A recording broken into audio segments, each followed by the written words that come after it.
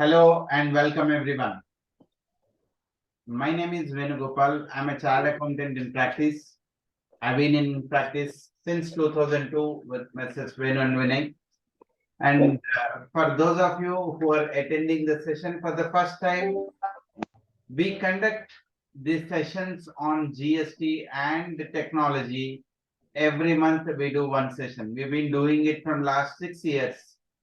And welcome all to the 73rd session on the GST and the tech updates.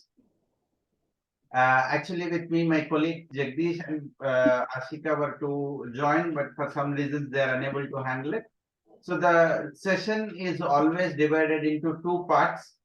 First part of the session, we deal with the GST and more so on the updates, changes, various topics. And today's topic is on the GST related annual returns. And when we say annual returns, we are not looking at the content and the form of GSTR 9. No, that's not what we are looking at today. I'm sure you've been filing the GSTR 9. You might have definitely an idea about it, but we are looking at the annual returns as a last opportunity to reduce litigations. That means if some mistakes are there, you need to correct it and rectify and file it. For that, what is important is we knowing the changes that have happened, because we are filing the annual returns for the financial year 22-23 on or before 31st December 2023. That being the case, you got to be aware of the changes that are done in the financial year 22-23 and certain clarifications issued, which you have to make changes consider while you are filing your annual returns. I am going to cover wide range of changes that have happened in the GST in that year. Maybe one out of those 100 changes are applicable to you, but you've got to check that, okay, have you complied with that? That is the first part of today's session. In the second part of the session, we will continue our journey of automating the Excel and use of Microsoft the Python services. In the last session, we have seen how we can integrate the Power Query services where we have automatically built the reports, which is for the management. Now, today we will be seeing how do I create a data sets like a table or a pivot table, which otherwise we use in Excel. How do I create a data set and how do I write queries in the data set? In today's session, we are going to see a very basic functions using Python. You might be wondering that, okay, if it is a simple sum or anything, I know how to do it in Excel, but the expectation is how do I build the mastery in using Python as a language in the Excel? Why we finance professionals need this? The answer is just leave our domain, look at all other aspects of the fraternity around. The AI and ML is all around. Today, ChatGPT, even the smallest of the college going students are going to use to write their submission. You want to prepare a rental agreement and someone is asking you, so one admin guy goes there and types and he gets something and does it. Everywhere outside people are using it. Why not we professionals upgrade our tech skills and simplify the thing? Couple of sessions prior, we have demonstrated how we can integrate the data to Tally and through Tally using some APIs, where we have shown that how a query can fetch the data from Tally and post it to Tally. There are people who are using an APIs given by the bank where the bank reconciliations are integrated. In fact, we have done a customization to someone where the data entry is done in books of accounts Tally. A payment voucher is posted in Tally. On a press of a button, it gets updated into the bank statement for approval. You get a OTP on your mobile, you enter the OTP in your Tally screen, payment is done, right? So there are out there many things that are happening that we need to be present to, right? On this note, the two sessions for today, annual returns and use of Python in Microsoft Excel. We will be beginning the session. As I mentioned in every sessions, you are here to learn or unlearn something. Feel free to interact. You can put any question that you have in your chat. I will take it appropriately. Get all your questions resolved and then leave the session. I'm always looking at people getting value for being here. Yeah. Make notes wherever you want to make notes. In case if you want to have some questions which is not resolved at the end, you can always reach to me, and the copy of this presentation and recording would also be shared for your future reference. All right, let us begin the session.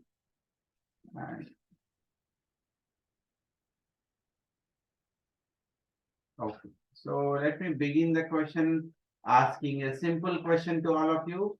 Is the screen visible?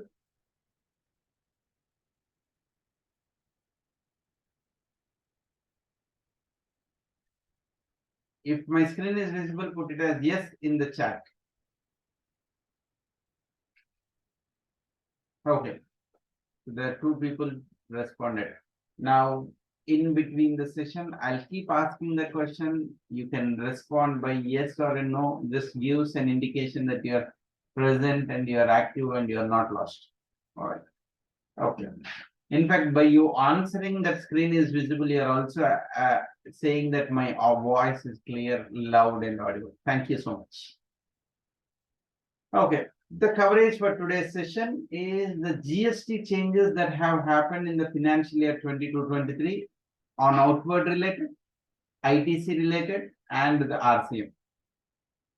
The form GSTR 9, the 6 parts, whatever the changes that have happened, what are the tables that are mandatory and optional, we will look at that. Before you file your GSTR 9, what are the points that you need to check is what we are going to see. Lastly, the reconciliation between 9C and 9. This is what I am going to cover in today's session. But most part of my session would be on the changes for the financial year 22-23.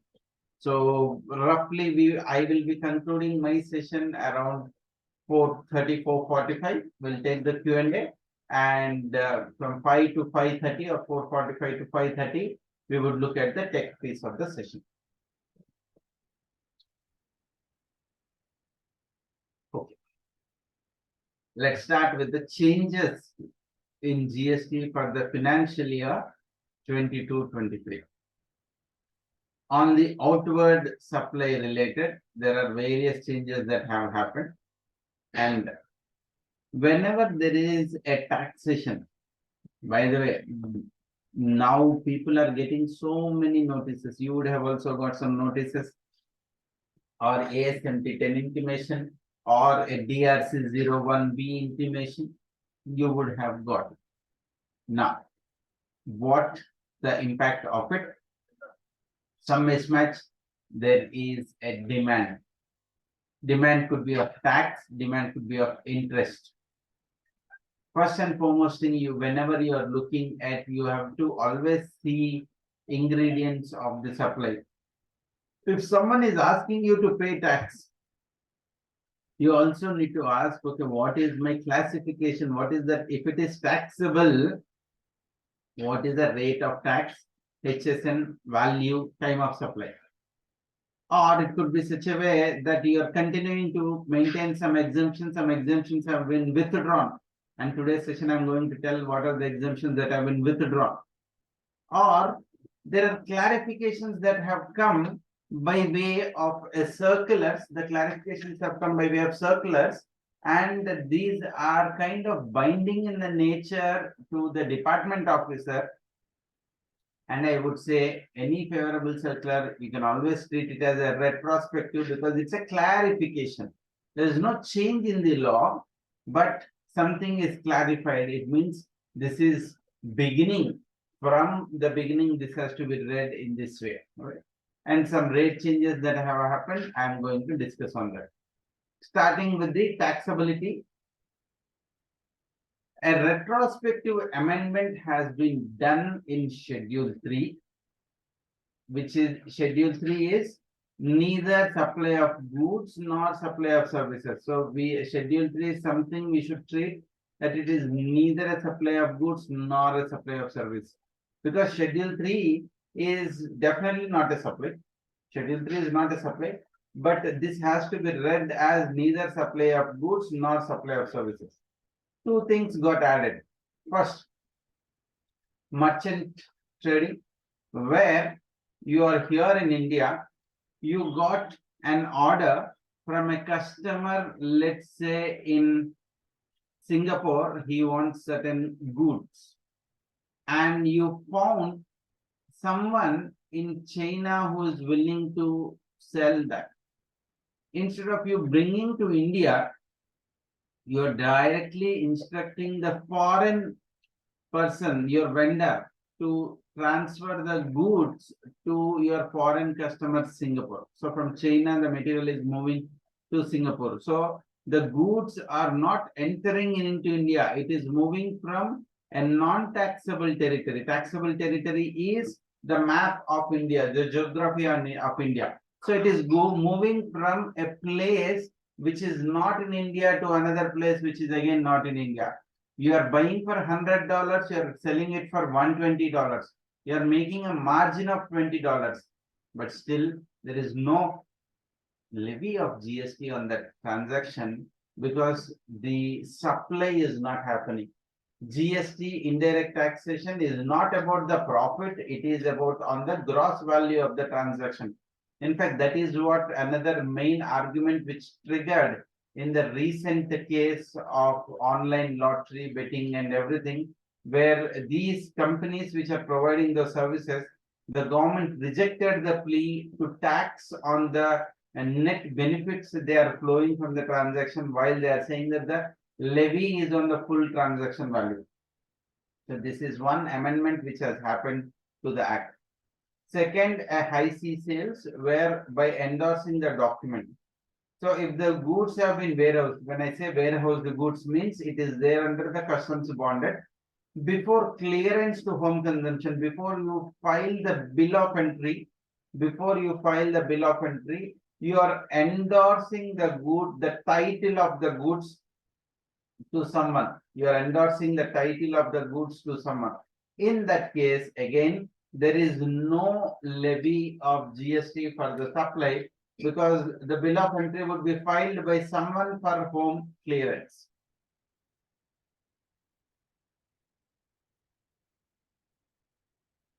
All right. Moving further, some exemptions which have been withdrawn. Let's start with services, the exemptions that got withdrawn.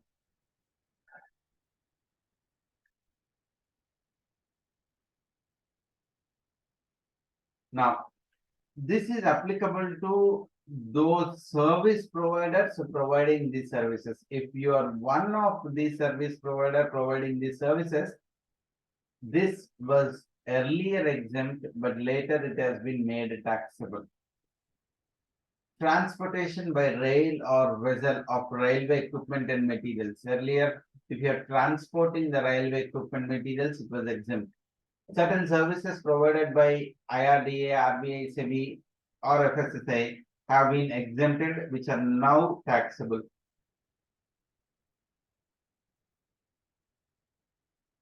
Fumigation in warehouse of an agricultural produce, this was exempt, taxable. Services of cord blood, where for the newborn babies, the blood is taken and preserved for the stem cell, that was exempt, taxable. The GSTN services to the central government or state government for implementation of the GST withdrawn. Services for slaughtering of animals have been withdrawn. Treatment of biomedical waste, which was exempt, now made to be taxed at 12% and allowing them to be take ITC. Tax exemption, which is on coaching or recreational services relating to, not all, but art, culture and sports, which is supplied to a specific individuals, again, exemption withdrawn. Renting of residential dwelling, I marked in the red because it has been exempt, removed and put it into an RCM category. Further, if there were any transportation of passenger to northeastern states and Bagdogra, this was being there in the exemption for a longer period, which has been withdrawn. Storage of warehouse commodity, which is attracting tax. So these are agricultural produce, but generally storage of agricultural produce was exempt. Now they are saying a storage of the warehousing of the commodity which attracts the tax. Since the goods attract the tax, storage or warehousing of these commodities are also taxable.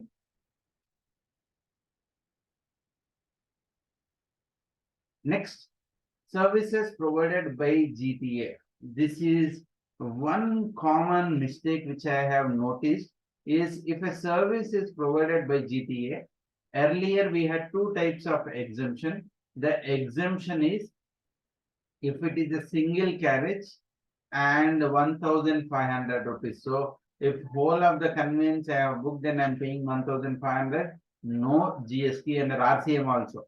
Or if the carriage it has multiple consignments and one of the consignee is paying 750 rupees, one of the consignee is paying 750 rupees, even that was exempted. This exemption has been withdrawn. This exemption has been withdrawn. Again, this is something applicable to most, hence I have marked it as red because people might think that this is still exempted. Then the tour operator, if there are any services provided by the Indian tour operator to a foreign resident for the tours which are partially in India and partially outside India, right? So the taxation is now subject to proportionate of the tour which is conducted in India to foreign tourists. Of course, there are certain other procedural things, but yes, this is something one has to be looking at the change. Moving on to the goods. Firstly, this was for a large debate for a longer period in time as to how do we tax the packaged, labeled, unlabeled. So now the government said, see, anything which is pre-packaged and labeled in terms of legal metrology, where like if we are looking at rice, wheat, atta, dal, everything, where people used to put their own brand and used to sell, and they used to give a declaration that I am not bearing any specific right on this, and they used to continue to claim exemption. Now they have said, look, I am not going to give any exemptions for this unless otherwise you are selling in the loose. If you are selling in the loose, no problem. But if you are packing and selling it, it is taxable. They should be treated as packaged goods. And the Legal Metrology Act, they brought it, and then later people sought the thing to what extent, how do I differentiate the wholesale and the retail when I'm selling it in wholesale, which is like a pre-packed. So anything about 25 kgs and the above, so that they continued the exemption because it's a wholesale meant for reselling. So meant for reselling, hence the exemption for that is continuing. Let's look at the change in the rates. Now what we have seen is exemptions which got withdrawn. Now let's look at the changes that have happened in the goods rates. First, there is an increase in rates for many of the items from 12% to 18%, 5% to 12%, from no rate to some rate. Printing or writing or drawing ink, 12 to 18%. Blades, knives, spoons, forks, all this 12 to 18%. The pumps, which are primarily designed for handling water pumps, tube wells, all these submersible pumps. These pumps moved from 12% to 18%.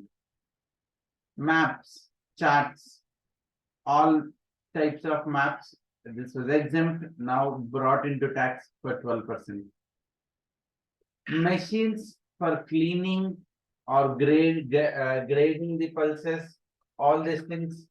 These machines were taxed at 5%. The rate has been changed to 18%. This wet grinder, atta chakki, Pisnevala machines, all these things have moved from 5 to 18%. The machines which were used for cleaning, grading eggs, or the agricultural related activities, which was at 12%, changed to 18%. Now, why is it important? While filing my GSTR 9, I need to ensure the turnover in this period up to 18th July 22 is taxed at the old rate. The turnover after 18 July 22 is taxed at the new rate. That is why I say this 9 is the last opportunity to avoid litigation. So now, having known if any of these are in your category of the outward supply, you better change them and do a computation and submit the revised GSTR 9. You might have made an error while filing R1 on 3B, but now you can correct it. This is the last opportunity to correct. Solar water heater systems. In fact, this was also much debated by the customs, where there were many notifications that came. So the entry for this was 5%. So from 5% that has been moved to 12%. This includes the parts. It's not just the solar water heater system. The parts associated to solar water heater system also goes for it. E-waste was at the rate of 5%. Move to 18%. Checks, loose or the form checkbooks. When you're selling the checkbooks, a bank where they're issuing the checks, the check leaves. The people who are supplying these, the rate was exempt. Now the rate has become to 18%. Tetra Pak, 12 to 18%. LED lamp lights, everything 12 to 18%.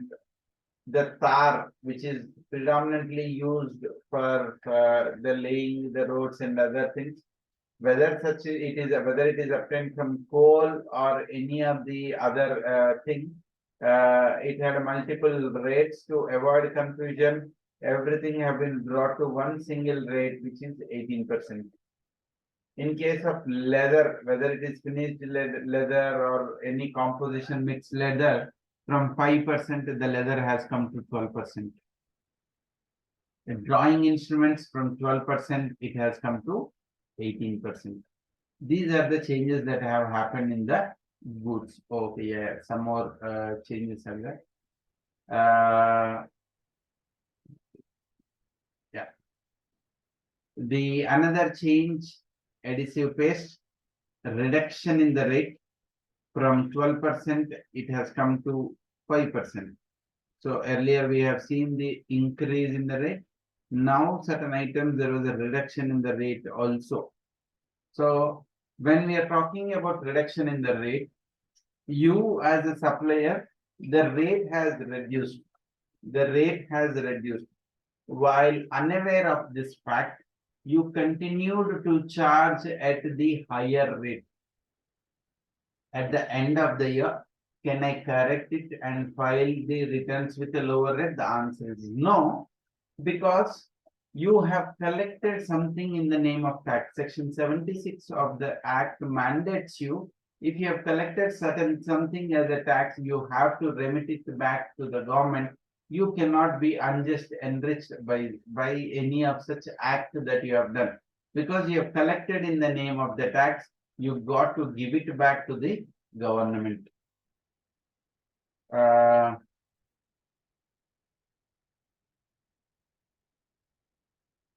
One important thing in the thing is fly ash bricks. Earlier, the fly ash brick, there was a cement brick, and huge confusion was there. So they said we will give a concessions to the fly ash brick, and these people were also be brought under composition type of scheme. But similar to that, what they have done is they have given 6% rate of tax without any input tax credit. This is also an important thing, because whenever there is a rate of tax change, if there is any notification restricting their input tax credit, it is as good as to be treated as an exempt supply as per the explanation 4 in the entry notification, whether it is in services or if it is in goods.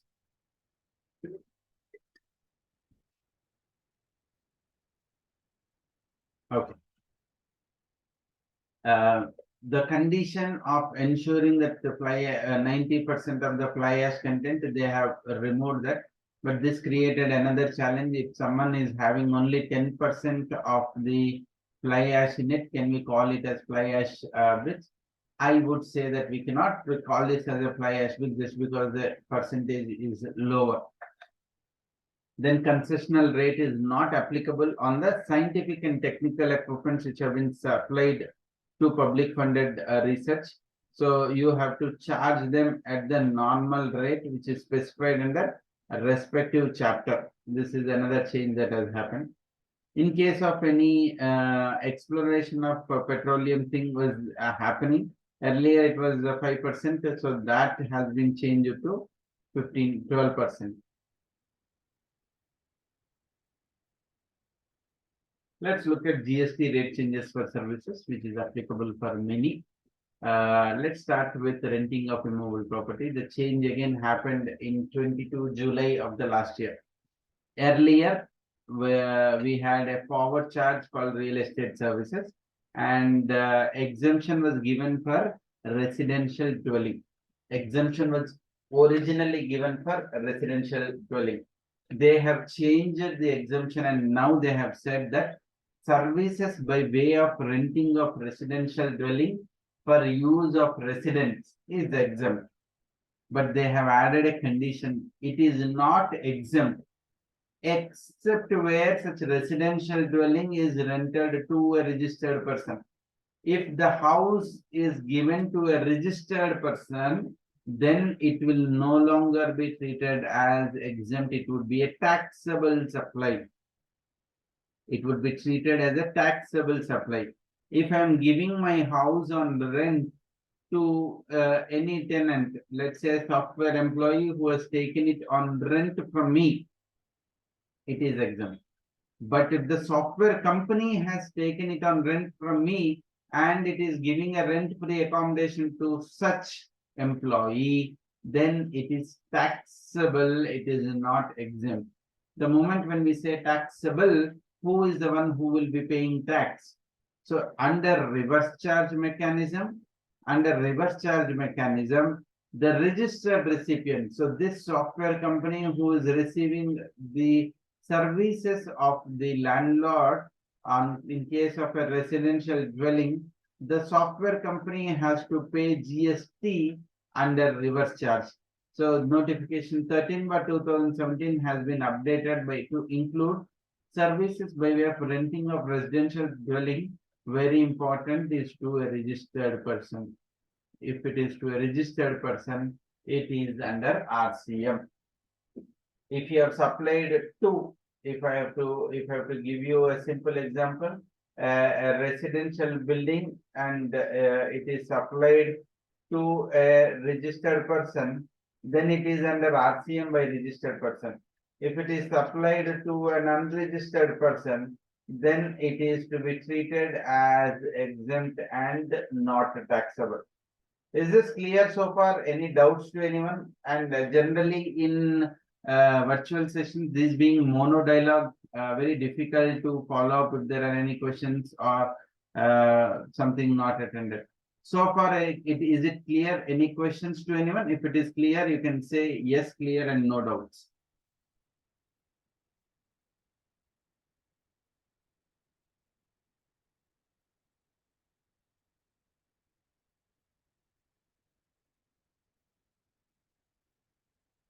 Okay.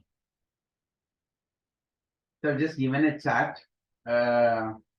If the landlord is registered, if the tenant is registered, if the property is residential, if it is used as a resident, whether GST is applicable, if applicable, forward charge or reverse charge.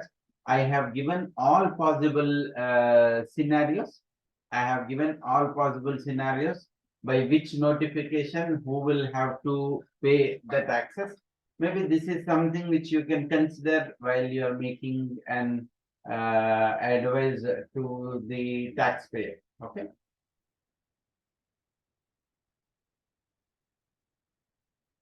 Goods transport agency. Goods transport agency. There are changes to the GTA. The persons who are operating as a GTA, the changes earlier we know GTA had an option, either the earlier the GTA had an option, either he can opt 12% with ITC or 5% under RCM without ITC. These are only two category of the transactions that are there. So now the government also said that, okay, fine, you want to do 5% without ITC, let the GTA itself raise an invoice. Let the GTA itself raise an invoice of 5%, and that such the GTA cannot take ITC. Such GTA cannot take ITC. Okay. So we have now all different types of combinations for this transaction. I have a question to all of you. Please hear this question. The question is X limited. Let's say that there is X limited selling steel, okay, which is generally at the rate of 18%. They are availing the services of VRL logistics. Now, VRL is raising 5% forward charge without ITC. Okay, this is the fact statement of the facts. Now the question to all of you, is, when VRL has raised the invoice, let's say the invoice value is 1 lakh. GST 5% is equal to 5,000. Okay. Now let the question for us is, can X limited avail ITC of 5,000? They are selling the steel, which is the taxable at this. Can X limited avail ITC of this 5,000 rupees? I want to hear your answer, yes or a no. So VRL is providing this service. VRL is providing this, has opted to do 5% without ITC. Ambika says no, Hardip says yes, Akila says yes, Ravi says no. By the way, I would like to hear answer from everyone. So question is very simple. Let me, by the way, I always want to people to answer yes or no. It's not that you are exposing your ignorance or the appreciation. When you get a wrong answer, you should celebrate, because your thoughts have been clear and you will get a more right answer. Prabhakar says yes. Let's hear out the others. Raju says no. Praveen says yes. Very good. We have mix of the answers.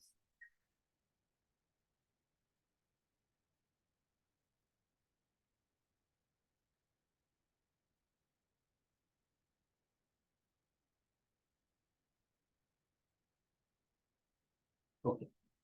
So friends, when this ITC not available is mentioned, no? When this ITC is not available mentioned, this ITC they are saying not available to whom? They are saying the ITC is not available to GTA. In this case, this VRL who is raising 5% without ITC ITC is not available to VRL, but this 5,000 rupees X Limited can happily avail the ITC. There is no restriction on the recipient.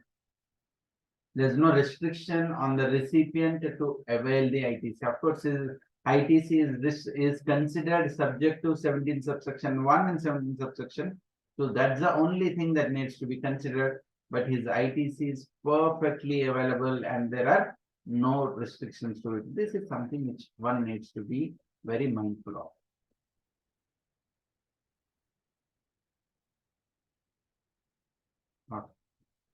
There was a requirement that these GTA operators have to file an annexure for whether they want to opt to FCM or RCM.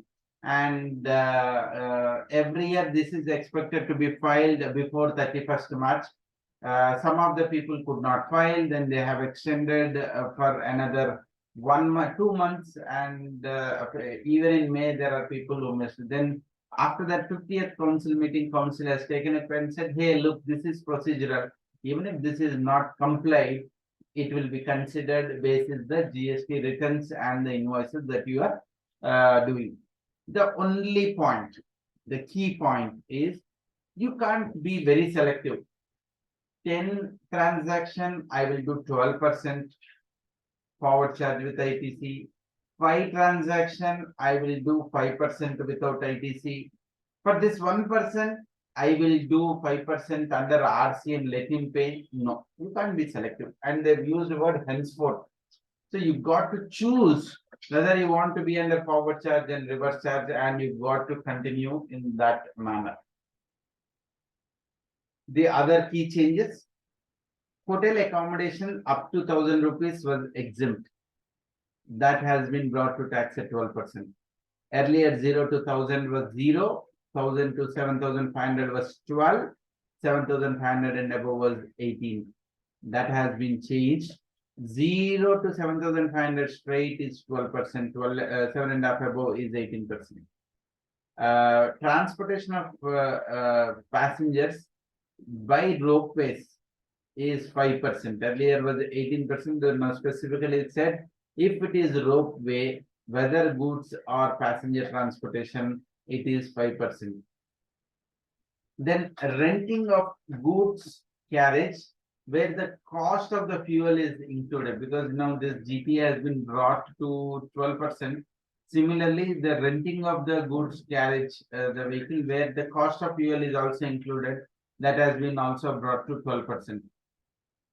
The support services in the GTA, the loading, unloading, all those things, other than the transportation services, any support services that you are providing, they are now taxed at 18%.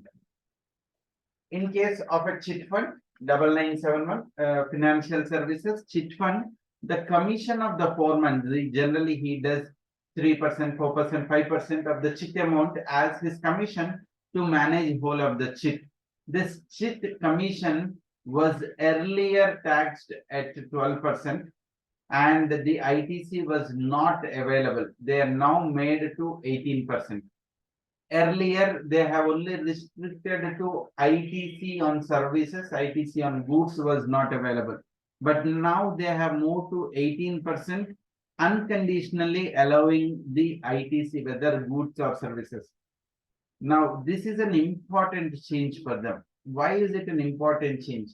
Assuming this chit company has purchased a laptop or a computer system. Earlier, ITC was not available. Now the ITC is available. So this is an important change. So if it's the ITC that is missed out, there's a time limit of it, we'll see that.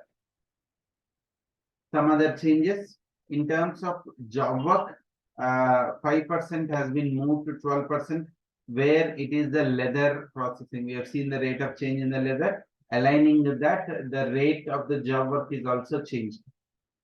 Hospitals, a clinical establishment. In my view, this would also be going under some litigations, and we need to see. Generally, services of the hospital are composite service, and predominantly it should be treated as a healthcare and exempt. But however, they have said that where the room charge is exceeding 5,000 per day, then it is not nil, it is 5%.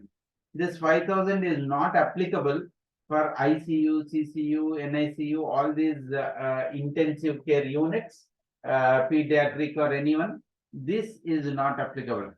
In fact, we all know 19th, tomorrow we have India-Australia semi-finals in Ahmedabad. I believe the hotel rooms have been booked, the beds were not available. People have booked the beds in the hospital also, saying that, okay, let me go watch the match and stay there, right? And exorbitantly, the rates are high, including the flight ticket was showing up 33,000 rupees one way from Bangalore to Ahmedabad. So these are the situations where if you are charging something beyond 5,000 rupees, the rate of tax is 5%. Whether you have collected from the customer or not, you have to pay. The question that comes up is, can I do an inclusive basis? Answer is yes, you can do an inclusive basis and do it. Then treatment of biomedical waste. So the biomedical waste was earlier exempt, that is now taxable. The services in terms of treatment is also moved to 12%. Major change for all works contractor. Major change for all works contractor. This change happened from 18th July 22. This change has happened from 18th July 22. What is the issue here? There were a lot of supplies where a works contract supply made to a central government, state government, a government authority, government body, local body, original works, all types of classification confusions were there. Some were exempt 5% to 12% to 18%. So much and so much was there. To bring parity amongst all, they brought the change from 18th July 22 from 12% to 18%. It's a works contract. Every type of works contract which is defined in notification 11/2017 entry 3 from 3 to 12. Entry 3/1 is on apartment constructions. So, but 3/3 to 3/9 is being taxed at 18%. 3/4 service provided to any person from 12, it moved to 18%. Earthworks, the original earthworks, which was 5%, and that has now been moved to 12%. This is one major change, and I see people again making mistakes in this because they used to account basis the receipt of money. Moving further, in terms of the supply to post the taxable services, postal department has been made under forward charge. Now some clarifications. These are important. I would say that these clarifications to be read as a retrospective. These clarifications are to be read as a retrospective rate.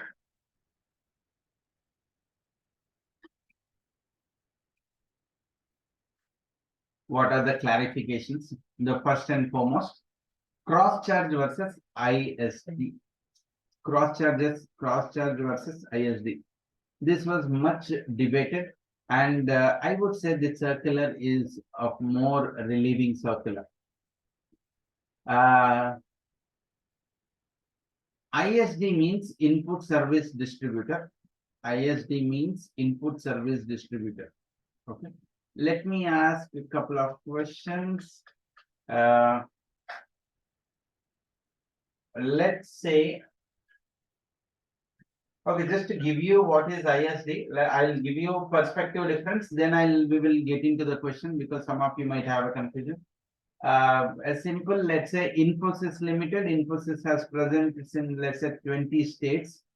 And there would be some services which are common. There are some services which are common.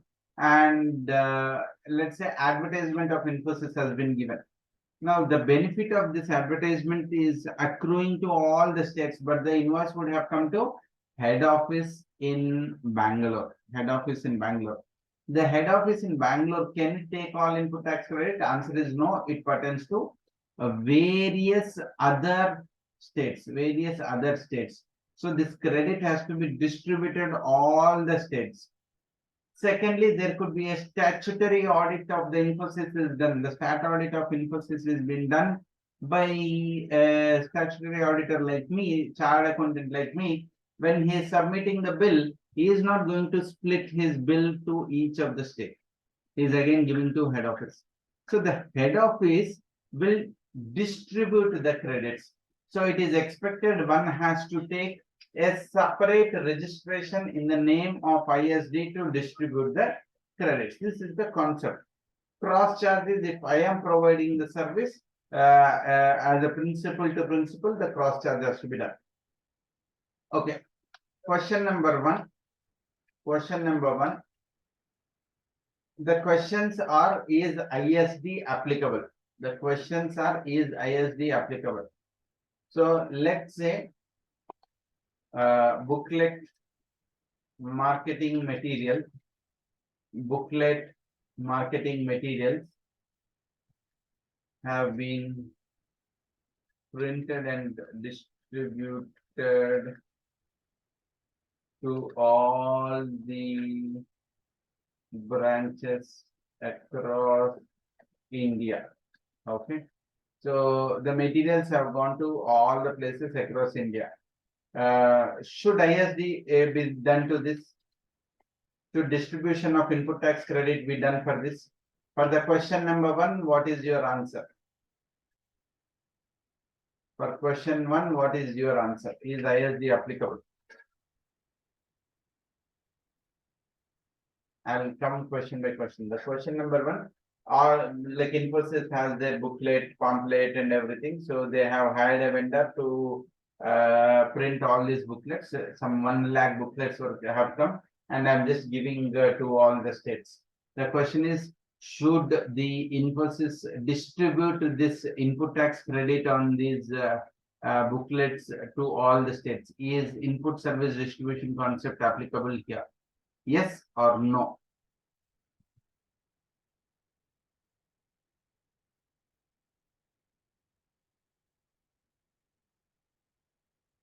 Okay. Hardeep says yes. Ravi says yes. Prabhakar sir says yes.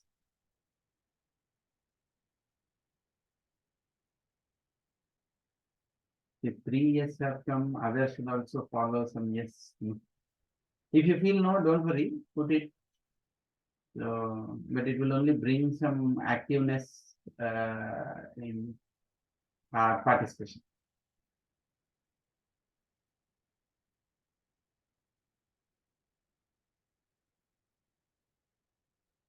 CPL says yes. I don't know why others are silent. Is this question not clear, or you did not understand, or first time you are hearing ISD?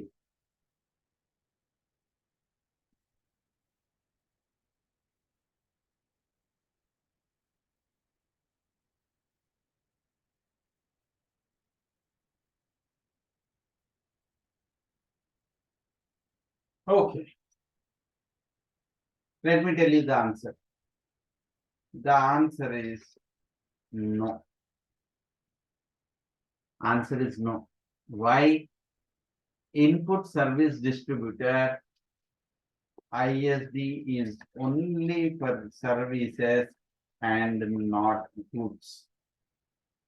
Goods go under schedule 1.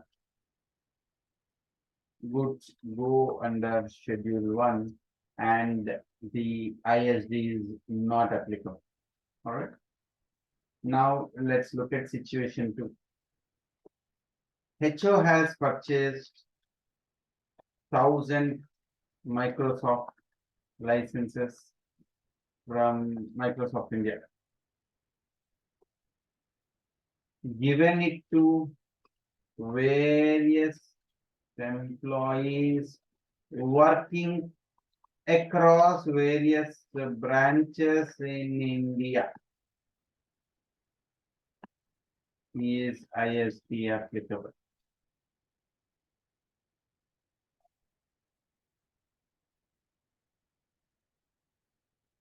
So question number 2, the head office has got 1000 Microsoft license. It is not goods. It's a product right to use. It's a service. Now this service cost, which is being used by employees who are across India, how do I distribute the cost? Or should at all I need to distribute the cost? Is ISD applicable for the second question? So now I am talking about question number 2, is ISD applicable?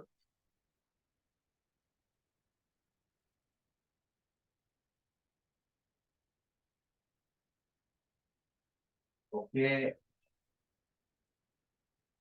So Hardeep is saying ISD or cross charge. Okay. Veena says yes. Prema says yes. One Mr. 387320, I only request you to change the name.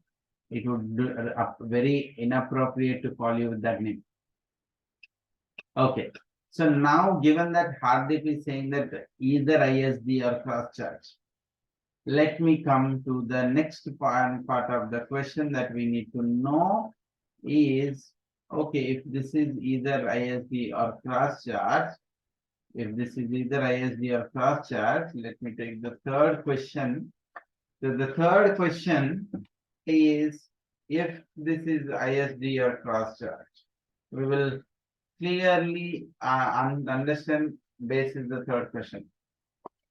Avail the service of stat audit of rupees 10 lakhs plus GST 1.8 lakhs for 5 registrations. Should this be a cross charge or an ISD? So now I'm asking a very specific question. So the question number 3, is it a cross charge or ISD?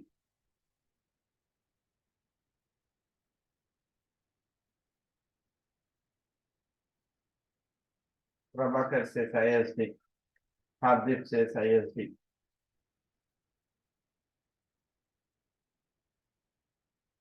Others? Ravi is saying ISD. Akhil also feels it as an ISD. Now, most of you have given the right answer.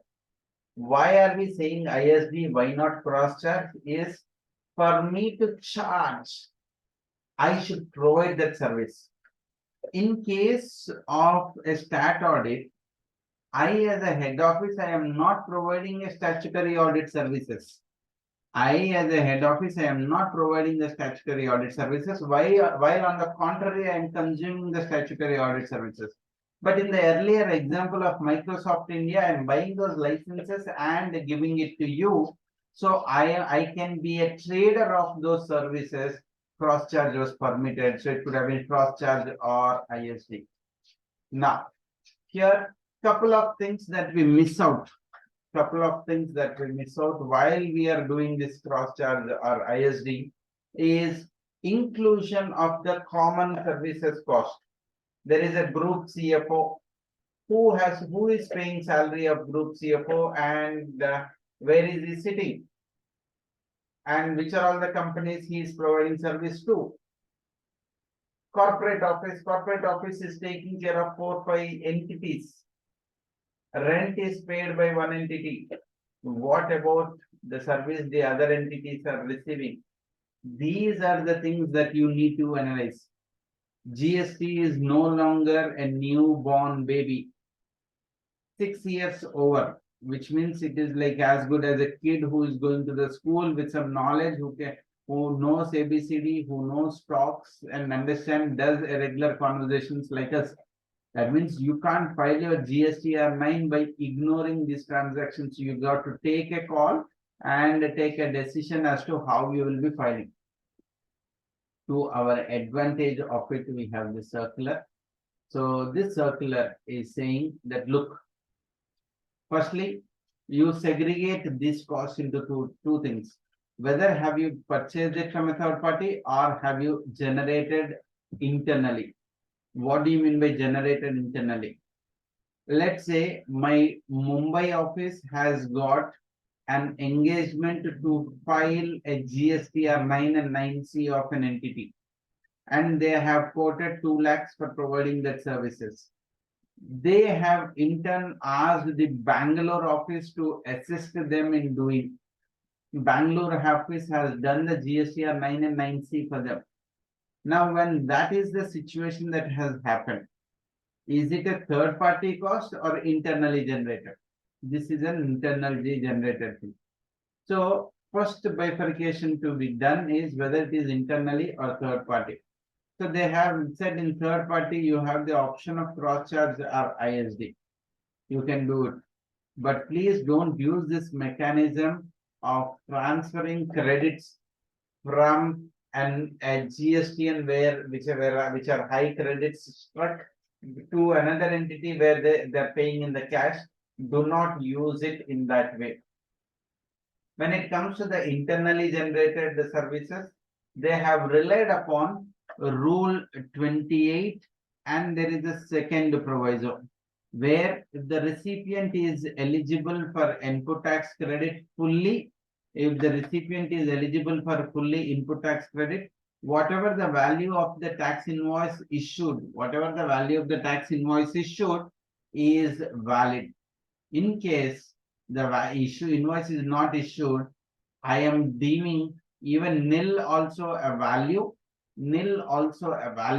So even though if you have not done cross charge so far, that is perfectly fine. So this is a relieving circular. I would request everyone to go through it. In case if you have litigations, you can easily handle it. This is what the rule which I have said. It was talking about the second proviso, the provided further. It is talking about the second proviso, the provided further.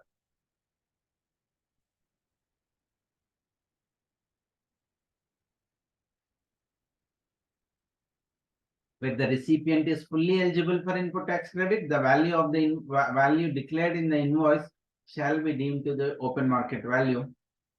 Taking cue from this circular has been issued. Then another important circular, which is tolerating, refraining, or doing an act. Firstly, supply includes something which have been agreed or made for a consideration. Supply includes something you have agreed that you will provide is also a supply. Now, Schedule 2 of the Act says agreeing to do an act refraining, they have treated as supply of services. They have treated as this as supply of services. Now, many of the officers were issuing notices. They are issuing notices saying that, hey, look, that this has been defined in the GST law as supply of services, and the 7(1) says agreed or made to be agreed for a consideration should be treated as a supply, and many of the notices were issued. So you can also take cue of this, and this circular gives you a relief. What is the relief this circular was giving?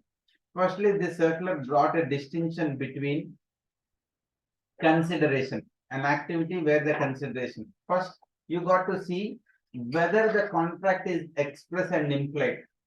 Is there any consideration present in the transaction? For example, let's say I am in the business of selling mobile phones, and I have sold a mobile phone, and if there is a condition given in the contract saying that if the mobile phone is not fulfilling the features, like after manufacturing the mobile phone, I have sold to the dealer, distributor, whatever, saying that this will be performing 256 RAM or whatever the speed, and so much storage capacity, battery life of 12 hours, all those things, and I have promised and sold it. If some of the conditions are reached, I have also said if it is not working to this efficiency, I am also going to reimburse the certain costs and the certain activities mentioned in the agreement. If something is mentioned in the agreement, then it is a consideration. The condition to the contract can also become a consideration to the contract. But in the absence of something, and I am creating a suit, in the absence of something, but I'm creating a suit, then any money that is realized owing to that suit, which is something which is a compensation and not a consideration. So these compensation which have received, which is not part of the consideration, should not be treated as a supply. So they have given various examples, and the bifurcating whether these activities will be taxable, not taxable. Let's say liquidated damages.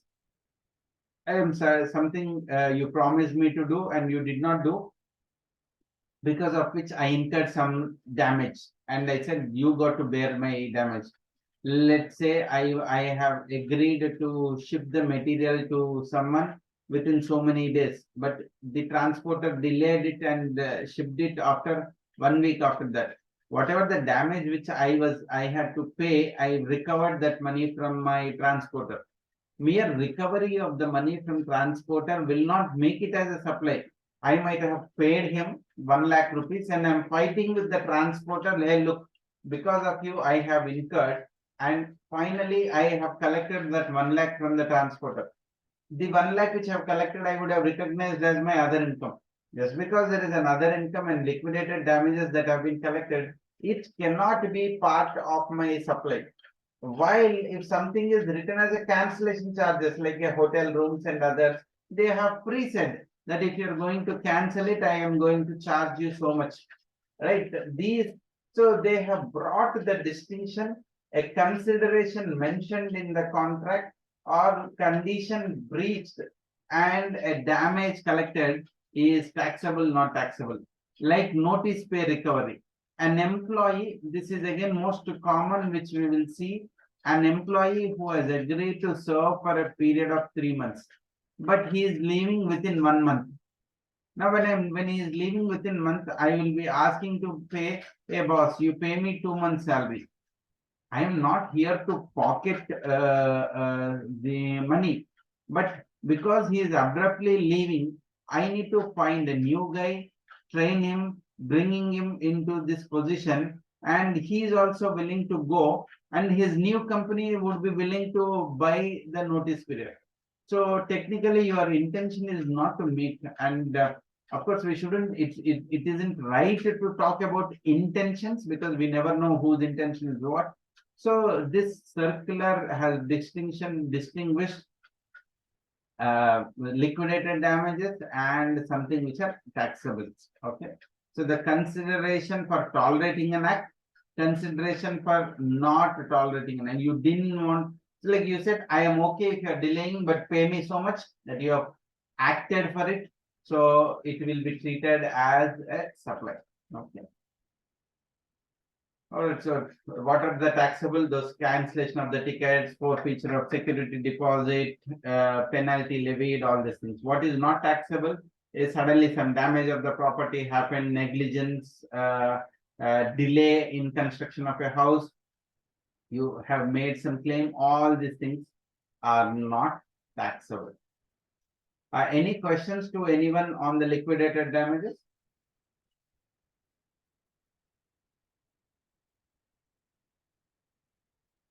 Okay. Moving further, sale of developed plots. This is we have circular 177, where they have said, look, the land is covered under Schedule 3. If you are a contractor, you are providing development works to the landowner, and landowner is the one who is selling, then there is no GST. If the landowner is the one who is selling, there is no GST in this transaction. However, contractor is providing the development work. Contractor is going to bill 18% to GST to the landowner, but landowner to the buyer, no GST. This is one good circular clarifying the transaction. In case of a area sharing and the thing joint development, this is which is regarding to apartment constructions. Here, the change happened in 1st April 99 itself. However, there was only a transition clause asking that if you want to continue under the old regime, you can continue them. Certain other clarifications. For ice cream parlors rate was always confusing whether they are under service of restaurant services provided, because people come there, eat, sit and eat the ice cream. So it's as good as any restaurant. Restaurant is 5%. Someone are manufacturers and all those ice creams either take away or sit and eat. So the government clarified, look, till 1st October 21, I want to charge this at 18%. But in the past, some have paid 5% without claiming ITC. Some have paid 18%. As is basis, whatever they have done is right. I am letting it go. Okay. Then services by way of educational institution, the application fees which they are collecting for the entrance, admission, or TC, or various other fees that they are collecting from the student. They said, see, it's a service, one or the other service given to their student. Student would include current student, prospective student, or a old student. Because I'm issuing TC, after 10 years, someone wants a migration certificate, they are paying their fees and collecting it. He was a student at one point of time. Student is a student, hence no GST.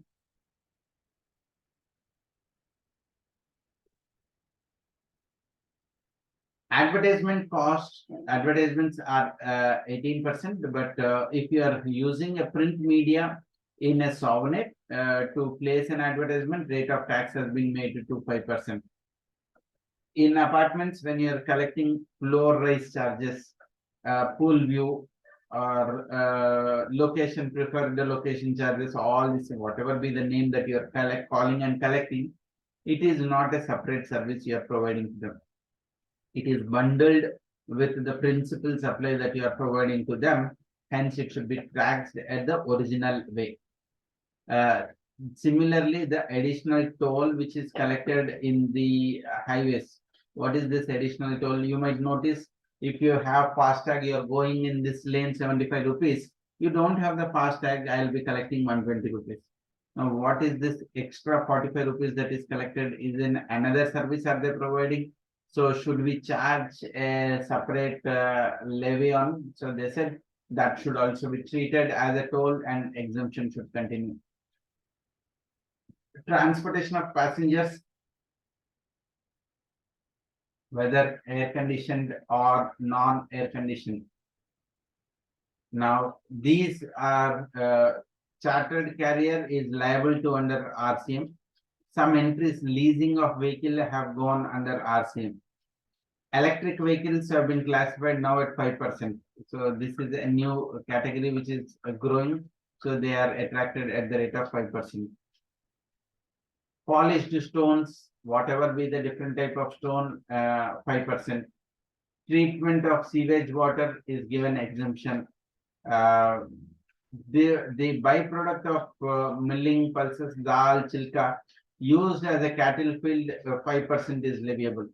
So here recently in the after the 52nd council meeting, they have also brought a clarification that what chilka dal is exempt, what is taxable. They brought this clarification. Fresh mangoes, they are exempt. People were thinking, no, cut mangoes are taxable. When they say cut mangoes, which have been sliced and dried for reusing, maybe after 1 year, 6 months, those are the one which is taxable at 5%. The pulp is taxed at 12%. Employer-employee relationship, anything which is done. I am providing canteen services to my employees and I am paying 50 rupees per meal. But while I am collecting 20 rupees from employee towards this meal, I am not making an additional supply to it. As a part of the contract, I have said I will provide. I am providing a transportation service. I am picking an employee from his home and bringing to the house. So these, anything which is part of the employment terms, these will not be subjected to the GST. Interest for the late filing, if you are paying it through cash ledger, you will have to pay the interest. But anything paid through credit ledger, you will not be paying any interest on the tax that has been paid to credit. From when should I calculate? From the due date, which is 20 or 22nd, till the date that has been, I have actually filed. Input tax credit. Sometimes I am going to reverse the input tax credit. How do I compute the interest? What are the taxations that are applicable? We have seen so far all the changes that were done to the outward liability. Let us look at the changes that have happened to the input tax credit. Firstly, we all know Rule 42, 43.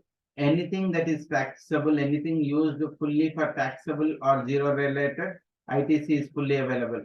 If it is 17 subsection 1, non-taxable supplies, 17 subsection 2, exempt or nil supplies, ITC is not available. If something which is common to both, I am using like stat audit services which is common to both, then we have to comply with the Rule 42 or 43. So let's see what does this changes that have happened here. Firstly, 16 subsection 2. Firstly, 16 subsection 2, where a BA in 2AB from 1st January 22, they have said that input tax credit means you can take the credit only that is visible in 2B, read with the Rule 36 of Rule 4. Then later they have said, they have introduced BA, even if it is visible in 2B, but this can be restricted. Even if it is visible in 2B, this can be restricted. That means the input tax credit can be restricted. In section 38, there were 6 conditions. They have 6 different scenarios. They have envisaged, and time to time they will be notified. One of it is Rule 37A, which we will see it in a while.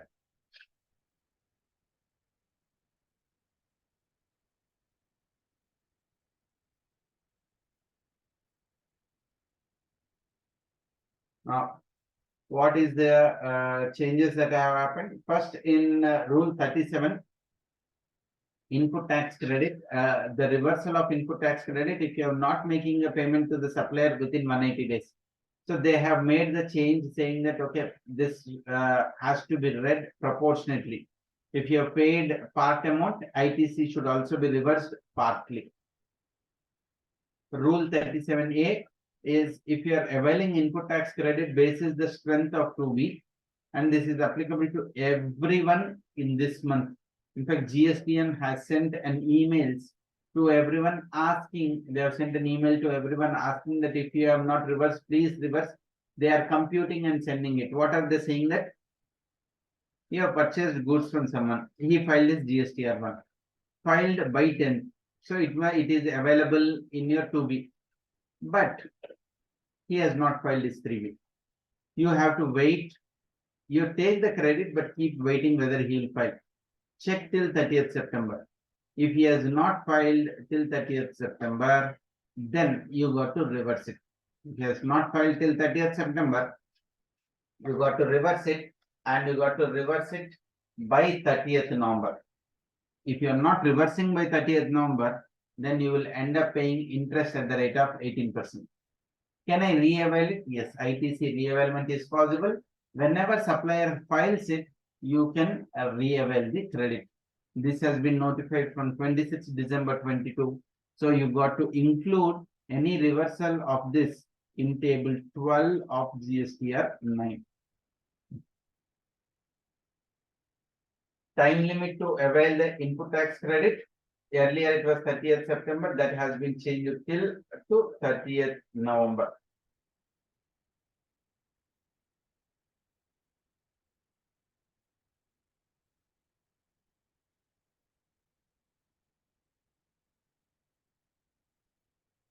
Okay, Susanna is asking a question. Schedule 3 services provided by employee is covered, but canteen services are provided by employer to employee. Very good question. So here her question is, the non-taxability is for employer to employee or employee to employer. Schedule 3 is any service provided by employee to employer is not taxable. But however, if certain services are provided by employer to employee in the course of employment, then that are not an additional supplies that have been made, and hence should not be treated for the purpose of computation of supply. In the blocked credit, they have inserted a new entry, which is spends that have happened for CSR. Goods and services that have been received by a taxable person, which are intended to use discharge corporate social responsibility. The credit of that is blocked. 17 subsection 5 clause FA got introduced in the previous financial budget. Certain other clarifications in terms of ITC on leasing. When they say leasing, it is leasing of motor vehicles, vessels. It is not pertinent to any leasing, because this word leasing, people were thinking, if I have taken a laptop instead of buying the laptop, if I take the laptop on lease, the department officers were disallowing input tax credit on that. So the department clarified, when I say leasing, I am talking about leasing of motor vehicles, which was there in 17.5A and not general leasing.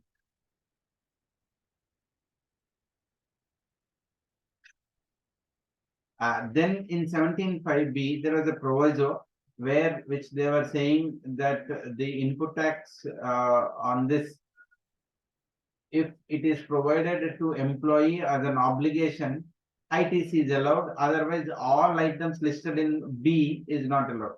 So the question was, is this proviso applicable to all the clauses or only to the travel benefits?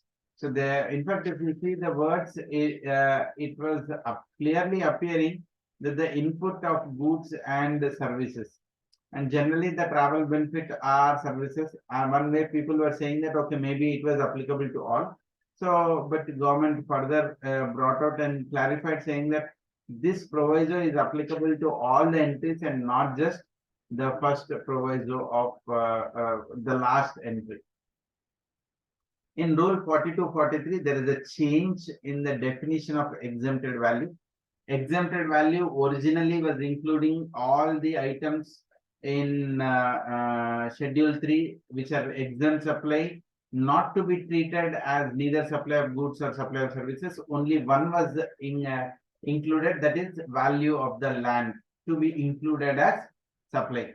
Now they have extended to entry 8. What is the entry 8? Is the sale of goods from the customs warehouse. That's what we have seen. Second, they have excluded certain values which are otherwise exempt. They said do not include it in the exempt. One, interest on the earned on the deposits and other activities, please do not treat it as exempt. And even the sale of MES scripts that have been removed from that list of the exemption computation. And you have to include the supply of goods from duty-free shops to arrival terminal in the international airports. So the passengers who are coming in, because again the international airport, you have placed the duty-free shop outside the territory, so it was treated as an exempt supply. But they said for the purpose of Rule 42, you have to include, even though it is a Schedule 3 supply.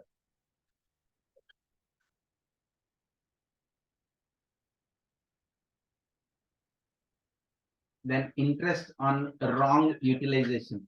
I have utilized CGST credit by mistake excess, but I have IGST credit. So they have said the manner of calculation. The ITC which is wrongly availed and utilized, you have to compute interest if you have no balance in electronic credit ledger. But if there is a balance in the electronic credit ledger, then you don't need to compute interest on the basis of like segregate. Let's say 100 rupees ineligible ITC I have availed. 80 rupees is continued to be there in my credit ledger. So you have to compute interest only on the 20 rupees. On 80 rupees, you don't need to pay interest. Perfectly fine. But whenever we say ITC, are we seeing all ITC or we have to see CGST, SGST, NGST separately? So the government said, okay, you look at the ITC first in that respective head. and see if it is available in any other head. When it comes to IGST 70,000 is used. Apply C and S. Apply the balance in other ledgers also. Then you pay. If I'm including other balances and it is more than 70,000, then you don't need to pay the interest. This is one beautiful example.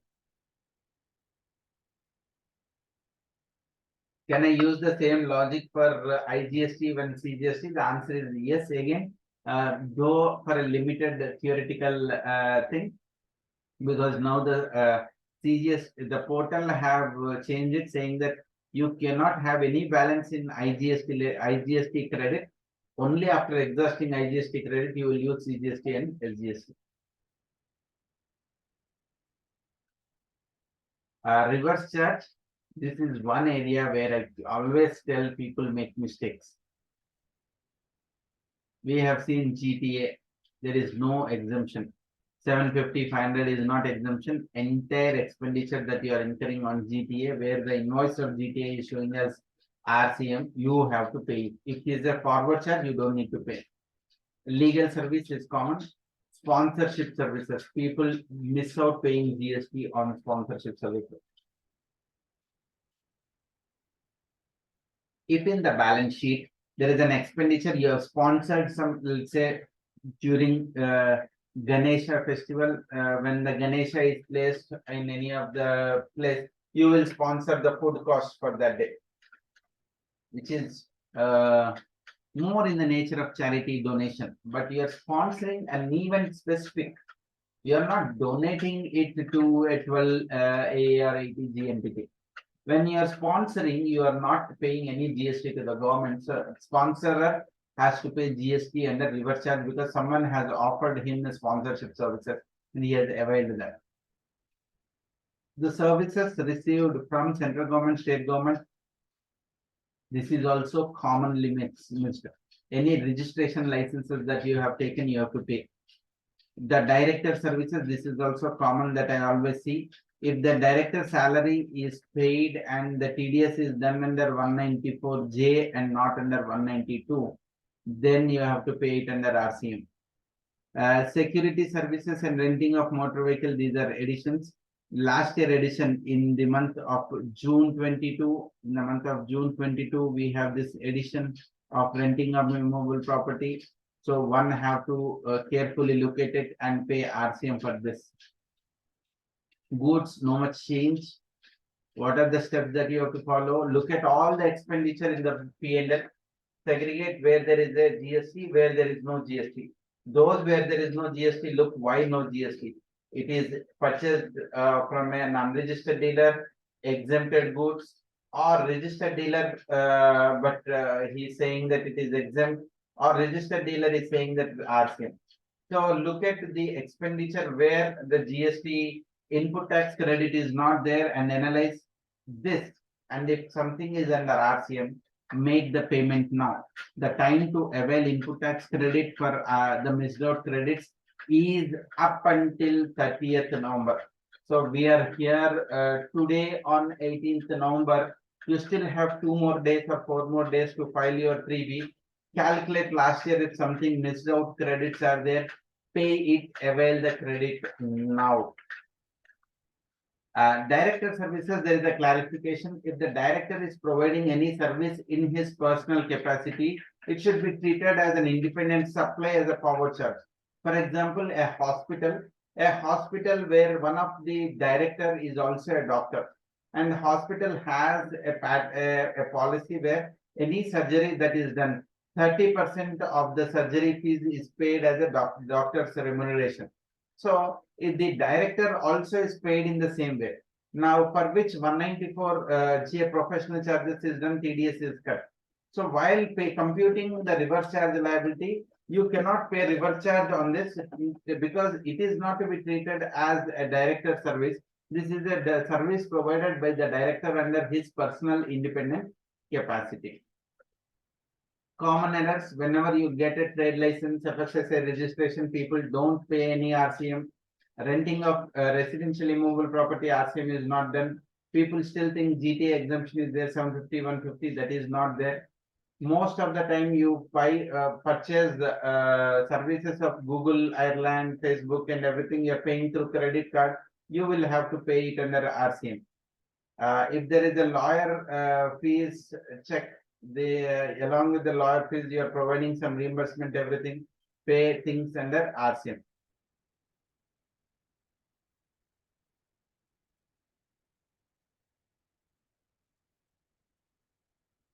Next, a registered person who is supplying notified goods or services who is covered under RCM, but he is paying the tax as forward charge.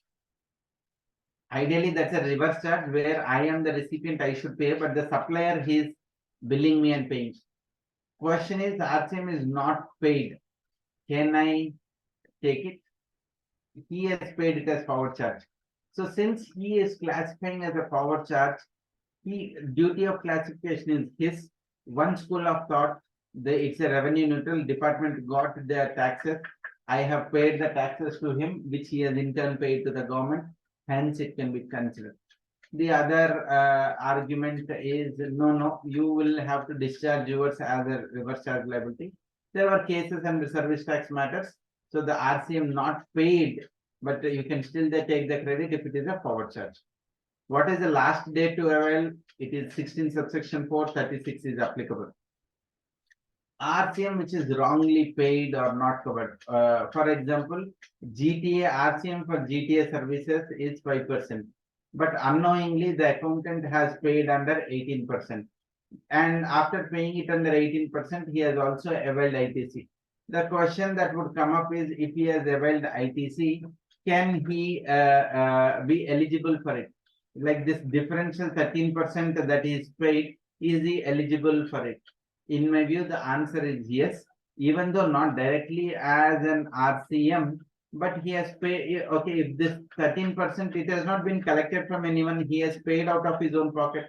If the department says that 5% is only tax, no problem. What is this 13%? 13% is an additional deposit that I have made in the nature of deposit.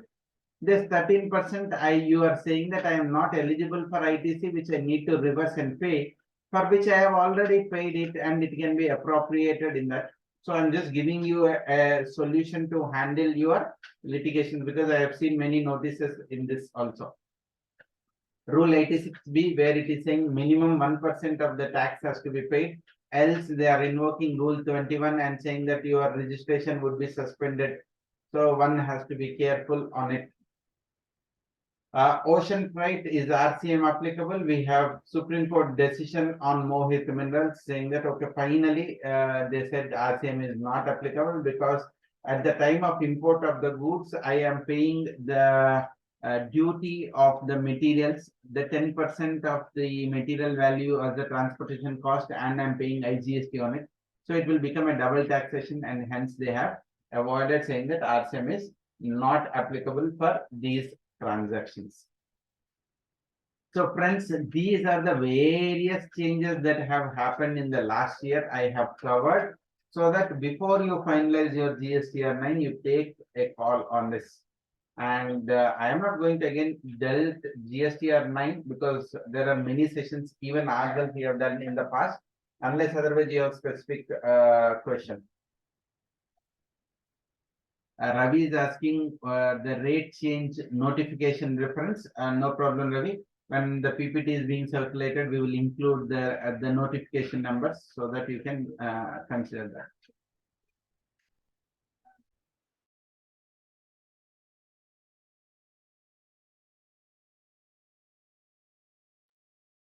Okay. GSTR 9. I'll quickly glance through GSTR 9 for 5 minutes, and we'll take up the questions, and then we will move to the next part of the topic, which is on the technology. All right. There's one more question that has come. Yeah, okay, no questions. Okay, GSTR 9, a very beautifully drafted form. Okay. Even before going into GSTR 9, the context between GSTR 9 and the 9C. The context between GSTR 9 and 9C. Let me ask you a question. Let me start with a question.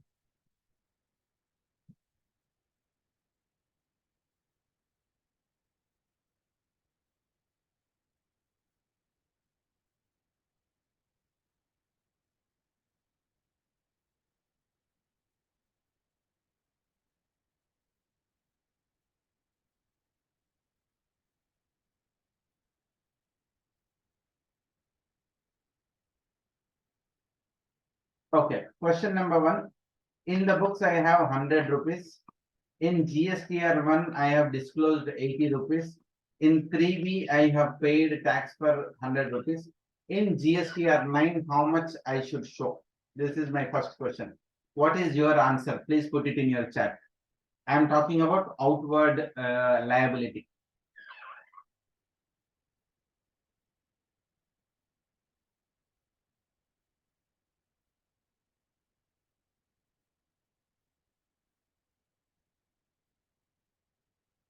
Okay, Sangeeta is saying as per books. Everyone are saying 100. Okay. Hardeep is saying actual liability 100. All right. So I'll come to the answer in a while. Let's move to question number 2. Okay. Let's look at question number 2. Here in question number 2, I am saying the books liability is 100 and I have properly disclosed my liability in R1 as 100. While in my 3B, I have paid the taxes as 80. How much I have to show in my GSTR 9?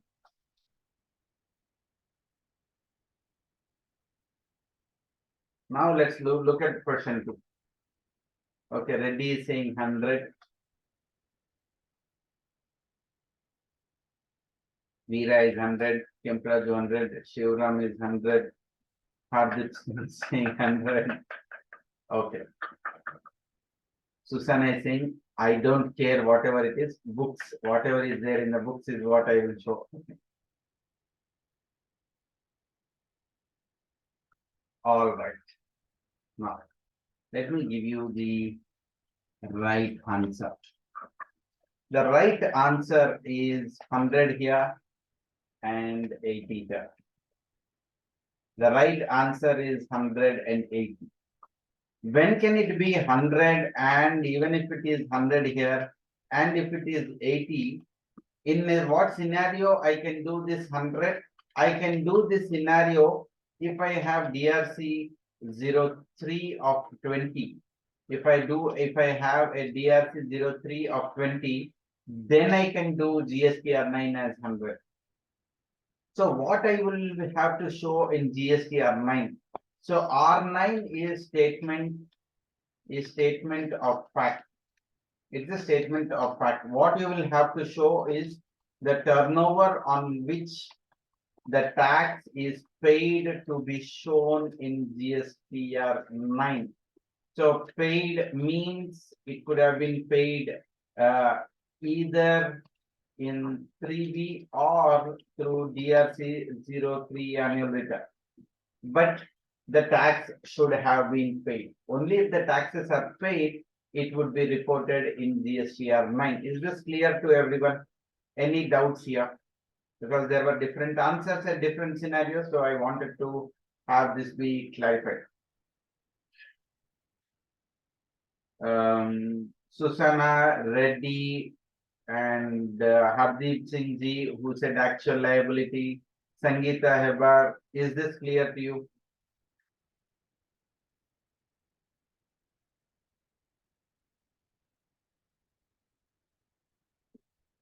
Perfect. Perfect. Now, continuing this example, for the first one, what is the value I have to show in 9C? I'm talking about scenario 1. I will say 900 in 9, but what is that I have to show in 9C?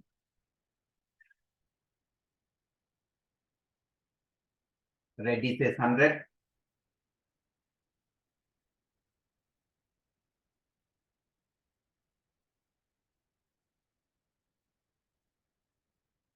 So everyone says 100. All right, I agree. I agree with you. Let's move to question 2. In question number 2, okay, answer to question 1 is done. In question number 2, what is the value that I have to show in 9C?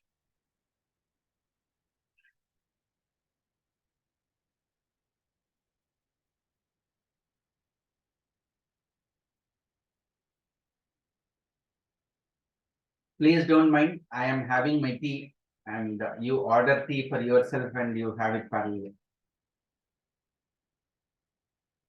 Avinash is saying 100, Susanna is saying 100. Perfect.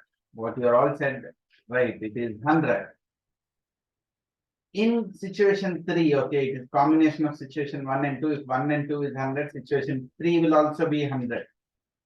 So 9C, now we know what is 9. 9 is statement of fact.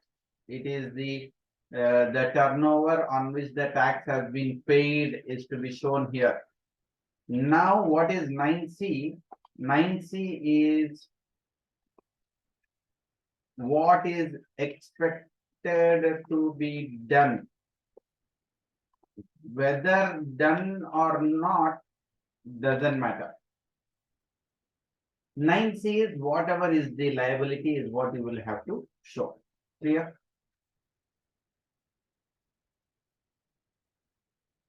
Everyone clear with this? Can we move to the next part? Please say yes, no, that will give me some motivation. Perfect. Thank you so much. Very good participants. Now let's move to ITC. Okay. ITC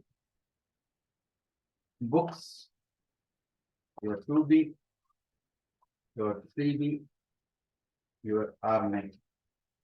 And I am talking about motor car ineligible. Motor car ineligible purchase. I have purchased a motor vehicle ineligible and I have 1 lakh credit in the books. In 2B also it is there. And the moment it is there in 2B, the accountant was very happy and all that while he was cursing the boss, why is he wasting my money? But he said 1 lakh GST is there. Okay, 1 lakh is saved. So he is taken in 3B. In GSTR 9, it is an ineligible credit, by the way. Okay. And given that he attended the session now, he realized that it is ineligible. Let's also give the fact. So purchased and it is purchased and availed in Jan 22. And after listening to my session in October 23, 3B, it has been reversed. So technically he has not availed. Okay. This balance was not utilized from the day 1. It was not utilized from the day 1. So my question to you is, should these values be shown in my GSTR 9? Because I have reversed it, I have not taken, and I am talking about R9 of financial year 22-23. If yes, where, what value?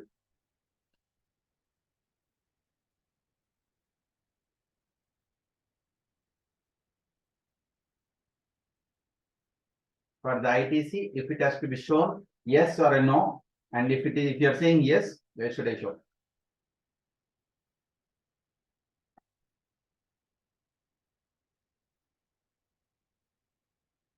It should be fully expensed. I get it. During my tax auditor realized that yes, it is not applicable, and he reversed. He reversed in the books. He made it as 0 in the books. Praveen, I am with you. I made 0 in the books. Now what? What do I do in my GSTR 9? That's my question. Susanna says, no, show. Sangeeta is madam is saying that reverse under 7H. Very good. Let me get more answers.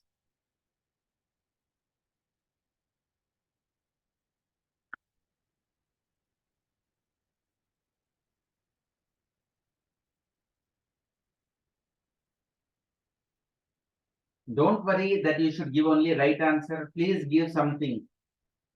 If you have not understood the question, you can say, I did not understand the question. Ravi is saying table 13 with a little doubt. Is it? No problem. We'll see.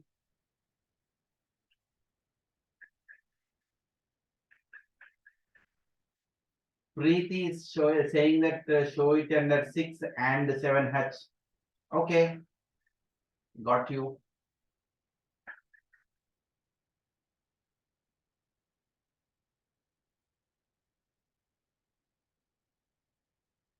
It's okay. Just give some answer. Hardeep, Kemparaju, Shivkumar, Praveen, Ramraju, Reddy, all those who gave answers, give an answer. Try, give it try, give it try. Prabhakar, 8F, good. Avinash, 6 and 12. Okay. By the way, Avinash is the closest answer. In R9, do I need to show? Yes, it has to be shown. Where will it be shown? It will be shown in 6B. Since it has been reversed in the next year, it should be shown in 12. Since it is part of 6B, it will be automatically coming under 8B. These are the tables you will be showing in R9. Now, so context of R9 is actual ITC availed. Context of R9 is actual ITC availed. Now, let me give you another example. Let's look at example number 2. Let's look at example number 2. Okay. Eligible ITC. Okay. Let's say which is purchase of goods. So I am going to question number 2, everyone. Please look at it carefully. The eligible ITC, it is there in the books as 1 lakh. It is there in my 2B also as 1 lakh. And in 3B, I did not take it. It is not there. Realized it. So what did I do? I have not taken it 3B, but it is eligible credit. It is there in my books of accounts. It is there in my 2B. Question is, where do I show this? Should I need to show this? Where do I show? Question number 2, what is your answer? Sangeeta, table 13, okay.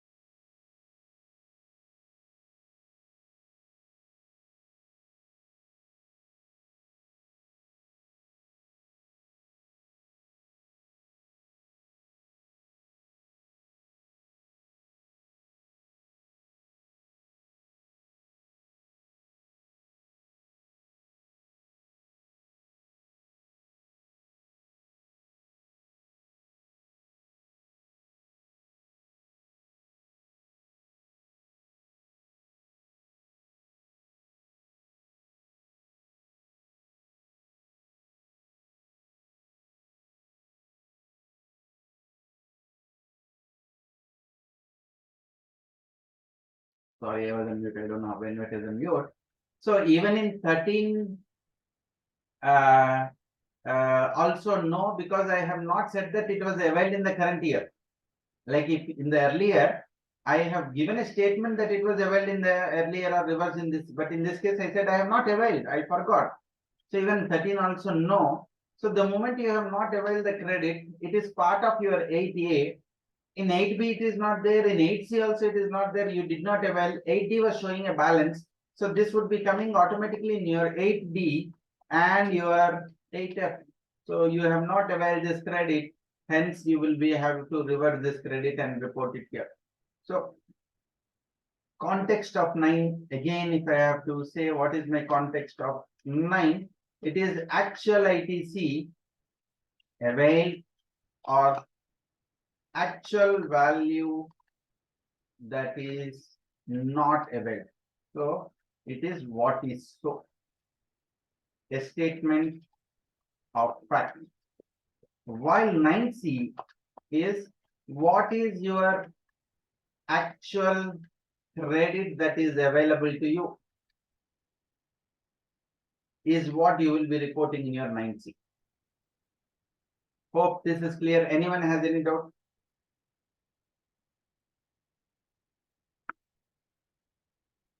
Is the ITC reporting clear to everyone?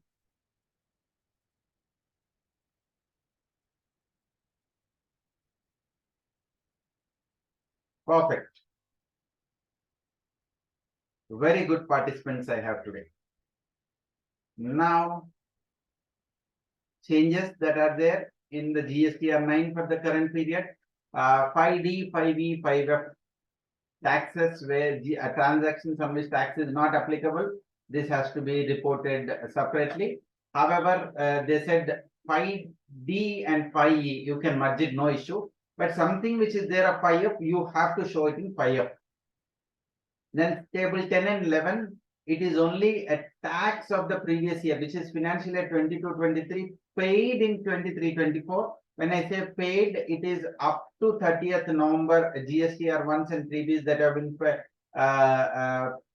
filed subsequent period only to be declared here.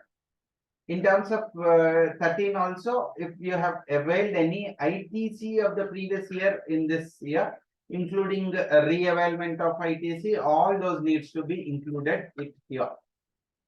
Sorry. Table 17, HSN wise outward summary is mandatory. However, there's little bit amendment happened in the schema because by way of credit notes, you might have a negative values. So the table 17 can be having a negative value. If your turnover is above 5 crores, you got to disclose 6 digits HSN code. And HSN wise summary of all inward supplies has to be given. That was a scary statement. So the government said it's an optional thing. And if you are giving it, only any inward one HSN which is more than 10% is what you have to report it. Certain reconciliations on outward. If the taxes have been paid in 3B up until March 23, you will be reporting in table 4. If some taxes have been paid in 3B, in any of the 3B from April 23 to October 23, filed on or before 30th November, show it in your table 10. It could be excess paid or short paid. If something you realized and it was not paid and you are paying through DRC 03 now, then you got to report it under table 4. This is how one have to consider the reporting of outward summary. So after you file your GSTR 9, just to check what is the value that you are reporting, is it correct or not? The final turnover which is tax calculated is to be seen from table 4, table 10 minus table 11. The tax on it which has been paid in the subsequent, will be there in table 9 of the tax payable. So the table 4 tax payable should match with the table 9 tax payable. Please don't make any changes. Likewise, table 10 and 11 should match with the table 14 tax payable. Do not make any changes in it. However, the taxes paid will be a statement of the fact because previous year tax I would have paid, so it will be higher and lower. Just do a reconciliation owing to if there is any previous year figures that are coming here. If there are any errors, you can pay it through DRC 03. The portal says if you are making any payment through DRC 03, it has to be paid only in cash. The portal says it has to be paid only in cash. Are there any situations I can pay it through credit? Yes, if you have balance in your input tax credit ledger as on 31st March, and that balance is continuing even till date, you can do it. So you cannot trade on the future credit. जहाँ आपके पास credit नहीं है, so wherever you do not have the credit, you can't borrow the credit from the future purchases and you can avail it. The answer is no. So otherwise you have to pay the taxes only through cash. Outward HSN wise the reporting, you try matching the value of table 17, table 4, 5, 10 and 11. What is that you can exclude is 4F advances, 4G RCM, 5F non-GST supplies. So the advances 4F, RCM 4G and 5F non-GST supplies, these should be excluded from HSN computing. With regards to the input tax credit, there is a parallel that I have brought of input tax credit between GSTR 9 and GSTR 3B. 4A1 of 3B talks about import of goods, corresponding value is 6E.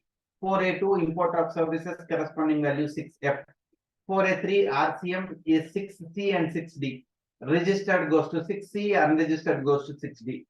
4A4 ISD is to be reported in 6G. 4A5 is the all other credit. It is to either go under 6B or 6H. First time when I avail a credit, it has to be reported in 6B. Assuming thinking that it is of not in belonging to me for some reason, I am reversing under temporarily, which I have reported under 4B2. When I am re-availing the same thing, it comes to 4A5 again. So your 6A has double entry. So the first time reporting goes to 6B. The second time reporting of it goes to 6H. This is how one have to segregate the reporting values of GSTR 9.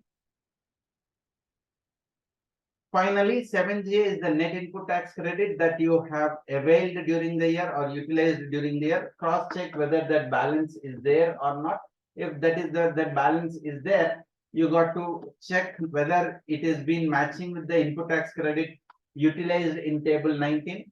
If it is not matching, then the balance is lying in the electronic credit ledger. Just do a cross check before you file.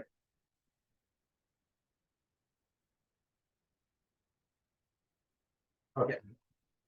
The net input tax credit of 3B should be 6I minus 7I, because in after 6I you have credits other than 3B credits, ITC 01, 02, trans 1, trans 2 credit. So a quick check, the credits flowing through 3B should match with 6I minus 7I should match with 4C of 3B. It's a quick check so that you have not done any data entry errors. If you are comparing with the books of accounts, 7G is the net credit. You add table 13, which are the credits which are availed in the next period. You reduce table 12, the credits that are reversed in the next period. The summation of it should be matching with the credit that is there in the books of accounts. 8 is a less talked table. If you feel that it is cumbersome, you are unable to do reconciliation, you can do a separate reconciliation of your 2B versus 3B and upload it as a part of additional annexure in your 9C. But broad understanding of table 8 is out of so many line items in 2A. Please note 8 is not from 2B. 8 is not from 2B. 8 is from 2A. Basically, input tax credit is taken from 2B. So the table 8 is a reconciliation between 2A and 2B. In 2A, all the line items I will have. In 2A, all the line items that I will have. But in 2B, I will only have those line items which have come within the timeline. So 2A is 100, but 2B is 80. So the 20 I would have availed in later period because it came in the later period. So my 8B will be showing 80. And those which have gone to the later period will be showing in 8C. Those credits that I have not taken is the 8D. That is what the value that comes up, which I will be showing whether I missed out in 80 or ineligible not availed in 8F. This is how one has to do in table 8. Cross check if you are putting a value in 8C, see whether you are reporting a value in table 13 or not. Reverse charge in GSTR 2A, you will see RCM. See whether the value which you are reporting in 6C and 6D is matching with the 4G of GSTR 9. RCM liability and RCM credit should match. RCM of a registered person should match with the RCM that is reported in 6D. In 9C, when it comes, we are looking at the tax liability in totality. So turnover is taken from table 5N, which is excluding 4G. 5N plus 10 minus 11 is compared in my table 5 of 9C. And taxable turnover is compared from 4N minus 4G plus 10 minus 11. So you cannot report reverse charge liability in table 10 and 11 of GSTR 9. Please make a note, table 10 and 11 of GSTR 9 cannot include or should not include reverse charge liability. The tax payable in GSTR 9 is compared in 9C, the table 9 of 9C is compared with the column of tax payable in GSTR 9, table 9, table 10 and 11. So it is not compared with the tax paid, it is compared with the tax payable. Quickly check, these both should also match. When it comes to the input tax credit, the credit that you have availed, claimed, is your 12E, it should be matching with 7J. Similarly, 14 should be matching with 7J. This will be the difference, which is 12D, whether it is ITC availed in subsequent financials, previous year booked in the current year, or the current year which is claimed in the subsequent year. You got to make those adjustments. I have given the chart. Again, put this in your Excel workings that you are doing as a validation check whether this is matching. There will be edge cases which will not match, but whenever it is not matching, at least you have a reconciliation reason. Check why that is not matching. Expenditure table 14, purchase wise reporting has to happen. Today we have softwares like in our office we use GST Zen, which will neatly extract all the data from the books of accounts and present it in the expenditure wise. Use some tool to extract all the data and report it. So we have now come to end of all the discussions. If you have any questions, I'll take up the questions, and we have 30 more minutes to cover on the tech piece of it. Any questions to anyone? Of course, I'm here even during tech or afterwards. But if you have any questions on the GSTR 99C for this year, on the topics that we have discussed, I am here. Otherwise, we can take up on the tech related. By the way, here is our WhatsApp channel where we periodically update about the various GST updates. We don't generally spam. We give 1 or 2 updates every day. People can subscribe to our WhatsApp channel. There's a question from Sangeeta. What should be the date of invoice for raising a cross-charge invoice? Is it 31st March or before October 23 returns? Sangeeta, it could be anything. If your invoice is dated October, and since the cross charge is belated because time of supply is delayed, you will have to pay interest for it. But up to October, you can raise a cross charge. Reddy is asking, can you explain 8A and 8B? Reddy, 8A of GSTR 9 is auto-populated. It is taken from 2A. Basically, 2A values would be coming. Out of 2A values, if you have availed any credit during the year, it goes to 8B. If you have any credit availed in the next year, it goes to 8C. So 8D represents those credits it is appearing in 2A and you have not availed, which goes to 8E and 8F. Hope that is clear already.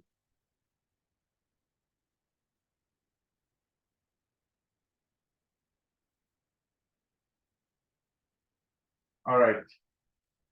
Any other questions? Ravi Bala is asking, advance payment received for goods should be declared it in GSTR 1. Answer is no, you should not be declaring it.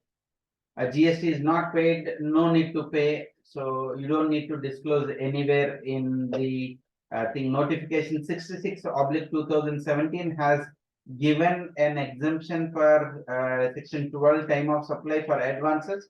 So there are only 3 situations where you will be paying taxes on goods. One, in case of a composition dealer, you will have to pay on advances. Second, in case of recently released the notification which on the 2 notifications have come on the lottery or the online gamings which is treated as goods, the taxation is there on the advances also. Otherwise, for regular dealer, no tax payable on the advance received for goods.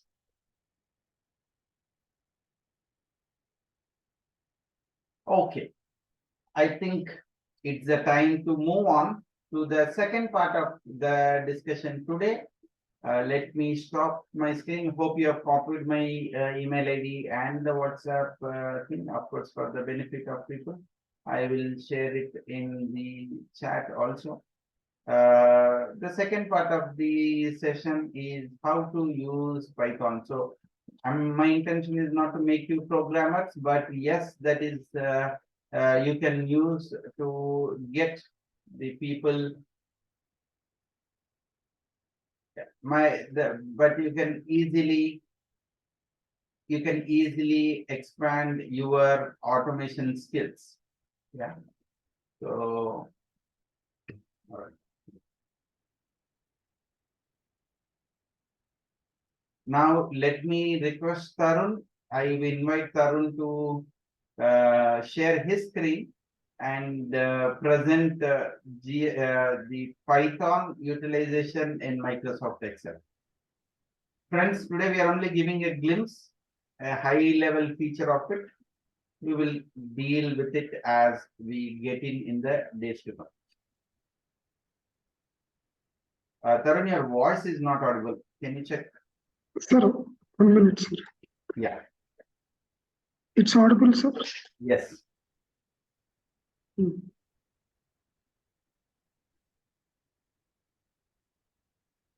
Hello. Yeah, audible. We can go ahead. Yes, sir. Hi to everyone. And today's topic is about Python in Excel. So, why we use Python when we already have Excel? So, for this, we have an answer. Excel is an invaluable tool, but it has its limitations. Python is a more effective and efficient choice. So here are some points which makes Python how it is useful in Excel. So Python is more powerful data importing and manipulation. Means unlike Excel, Python can essentially read any type of data, both structured and unstructured data. And it can do data manipulations and tasks like subsetting, merging, and recording data. So it can also automate our work, and it is easier automation. Excel can be a big thing when we are trying to automate a process or run same analysis multiple times. Using Python can make these much faster. For example, if you need to run the same analysis on new set of sales every week, each week, in doing in Excel, we require to open different files manually and re-enter the formulas and other elements needed for the analysis. But in, in Python, we can automate easily. It's a one-time work. When we click on a simple button, it automatically automates all the calculations in Excel. And easier to work with a lot of data. If you have multiple sets of data, multiple sheets, and it will make clumsy to work. So it combine all the data in single sheet, single cell. So it can work easily with Python, and easier to find, easier to fix errors. When you made an error in Excel, figuring out what's gone wrong, it can be difficult, but you can make an error in coding. We can easily find out by one line. So it is an error, data set is wrong, like it will show an error. And it's an open source, so no need to pay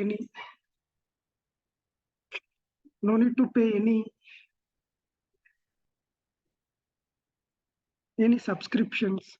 We can import libraries on anything. So Microsoft made an inbuilt feature in Excel, in Microsoft Excel 365. For this, we need a subscription base. I will show you how to enable Python in Excel. It's in a beta version. So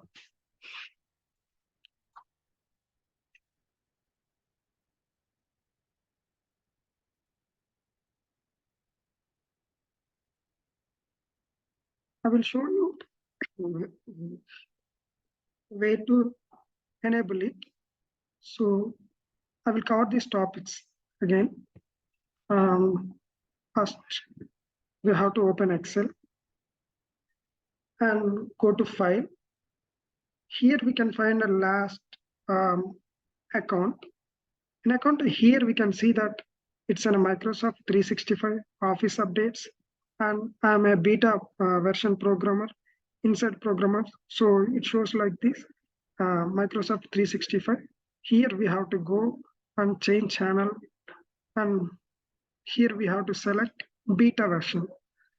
For this, first of all, we need to enter one command in command prompt. It is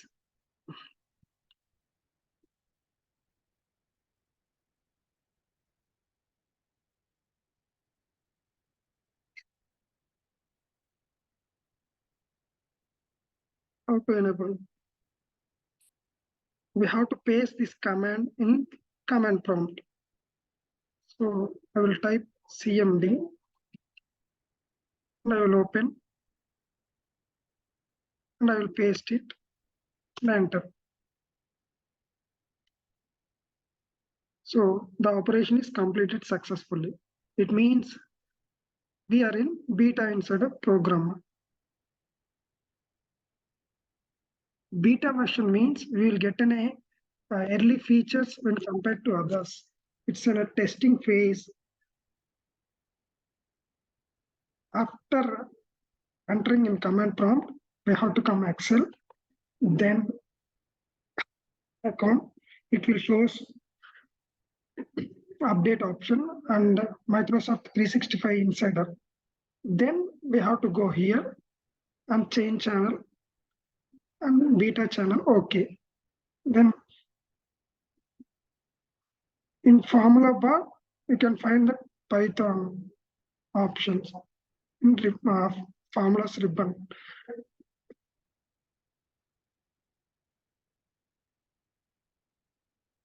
And here are some topics about Python. And what is Python? You already know that Python, what will do? Python is a programming language, open source. It is useful in programming automation, writing backend languages in websites, apps. And we are able to talk with the servers also. And what is Python in Excel? Default libraries. Libraries is for data analysis, importing pandas, metasploit, all. So what are the types references into Excel functions, and what are the types of output Python code returns when we write in a code, how it returns, and Python objects, data frames. Data frames is very important thing, and series. So here we can find Python. Python is a high-level language, programming language. What is Python in Excel? Here we can see that the Python is an Excel combines Python powerful data analysis. Now we are going to do most of analysis of large sets of data of our organization. So you can manipulate, explore data. And this is the Excel preview. When you have an account, it will show about Excel. There you can find that it is a beta channel, version 2310. And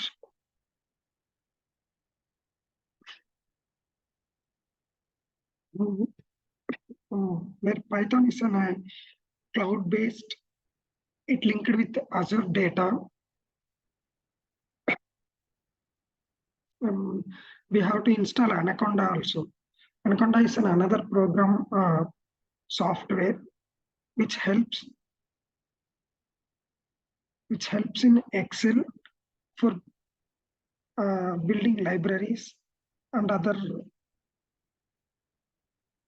visuals. And Python is a case sensitive language. So capital A is different, small a is different. See here, VNV is not equals to VNV. It is in small letters, it's in capital letter.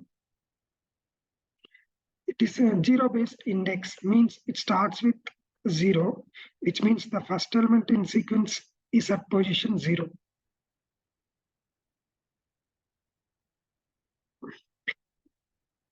There are some default libraries. When we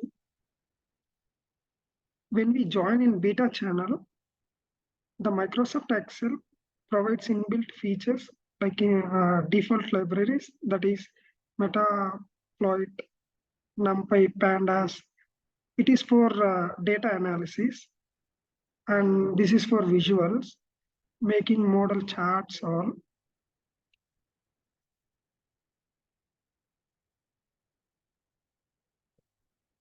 I will show you this in Python. And these are all Excel function. When we write an Excel function, it shows formula word, py, and we have to type in formula for sum, for group by all. Here are some example formulas for a DEF. Shape means it gives a number of rows and columns. Columns means it gives a column names.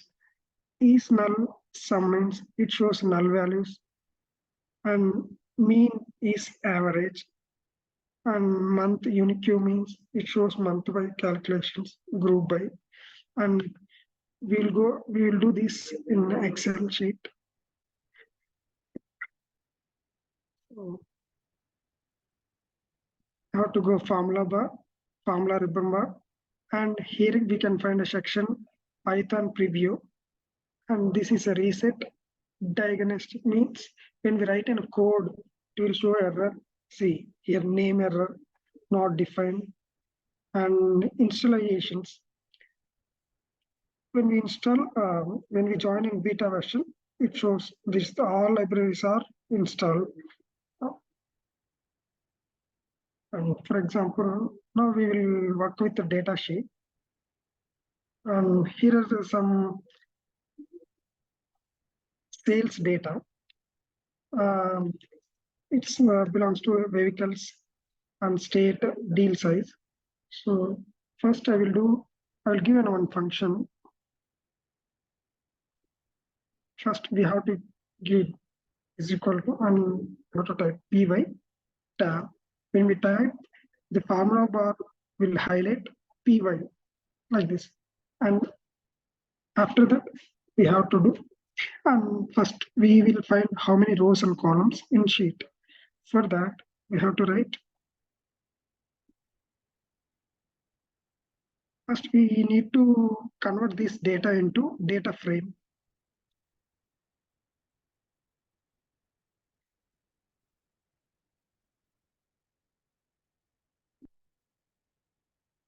Control, I will show again this one.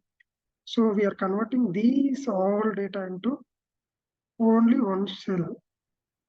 For that, we have to type a formula is equal to py tab, and we have to select these all columns.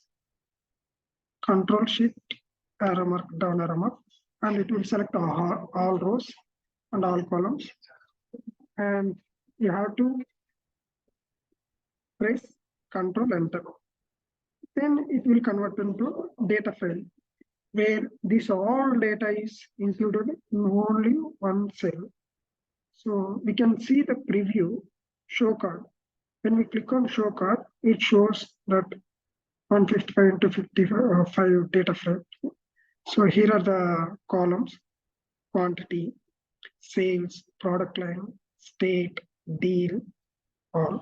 So if you want to see the data, you have to click here and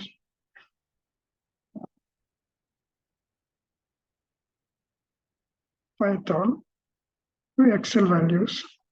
So when we do, the same data is presented here.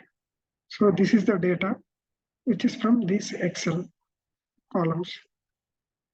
So now I will do one function. It's how many rows and columns. For that, we'll write an formula is equal to py, and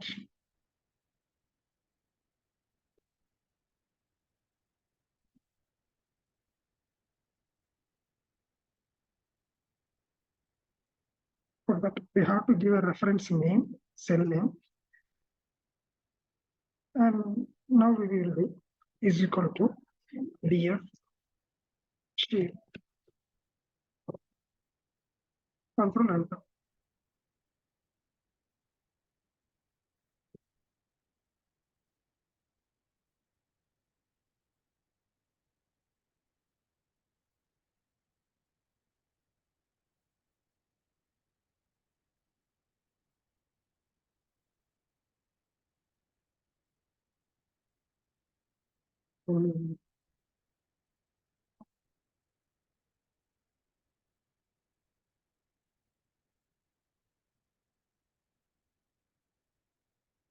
Here it's showing error. It is df is not defined. Why it is not defined?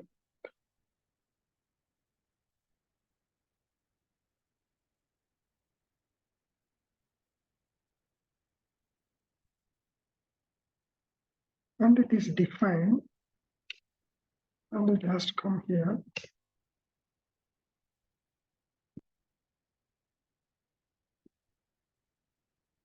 Okay. First, we have to convert this one to py.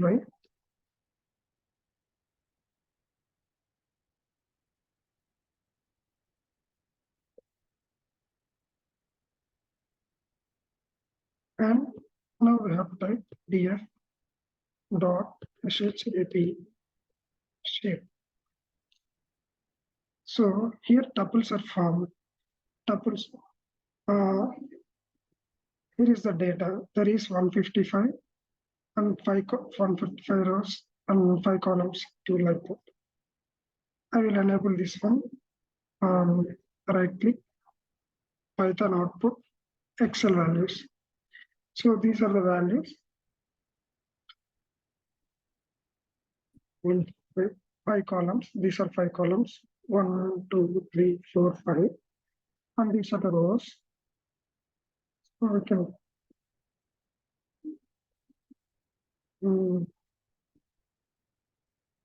we will give heading.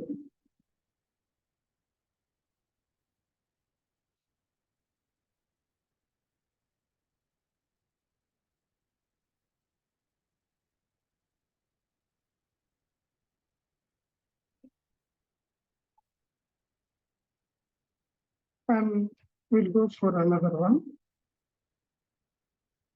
And one thing is Python is reads from left to right, not from right to left. If you do a same form, if you give same formula here, it won't work. I will show you. Py, df, and shape. When I click this one, it will argue because Python will not read like this. Python always reads left to right, not from right to left. This is important.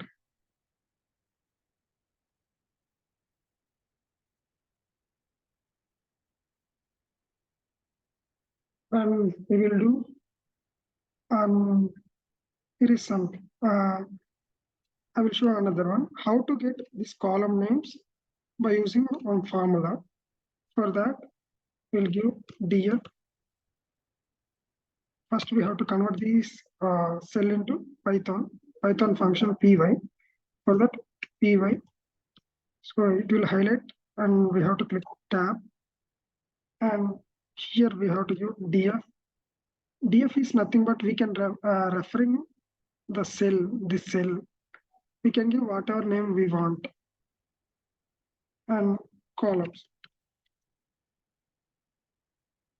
When I click control enter, it will show index. And when I click on this, it will show class pandas. It's a string.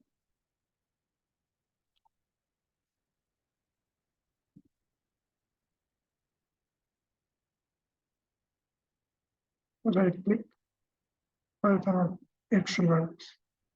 So these are the columns here. We can do this in other sheet also. I'm showing here. These are basics. We will do now sum. How to do sum for sales. For that, we'll do is equal to py again and define it. We have to refer this data frame here dot sum and series. So when I click this one and Python output Excel values.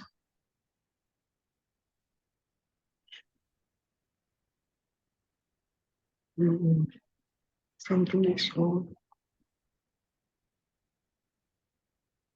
Sum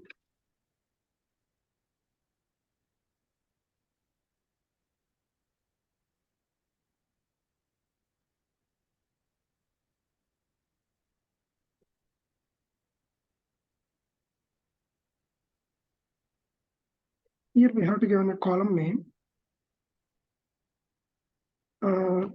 sales and control enter. So this is the total sales of this data frame. So 806333 So if we select this column, so this is the sum here showing same here.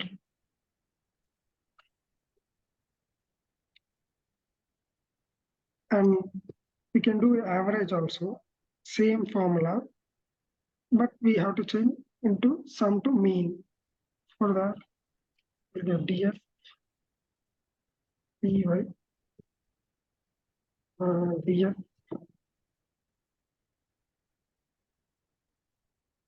sales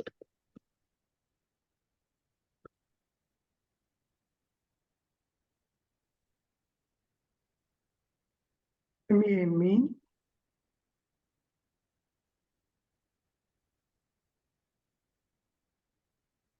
and control enter.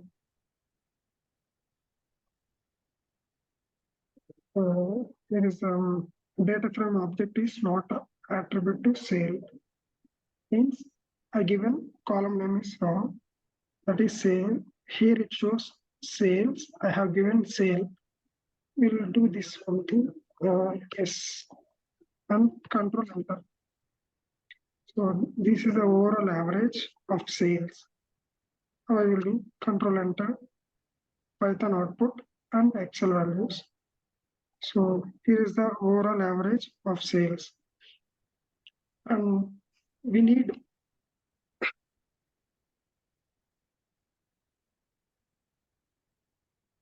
to, there is one function is called describe, and it will describe the whole data frame, what is the sales and percentage, means, all it will show. For that we will type, there is another function. So py, first we have to convert, and then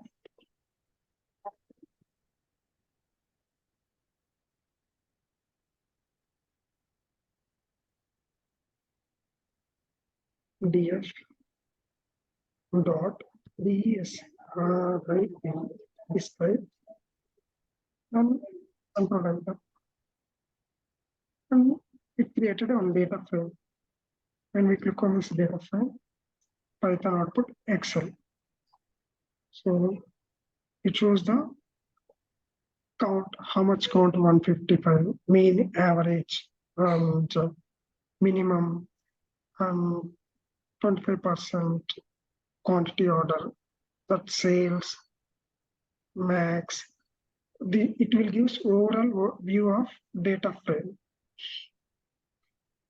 And there is another formula.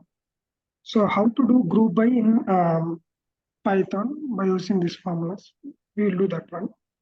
For that, we need df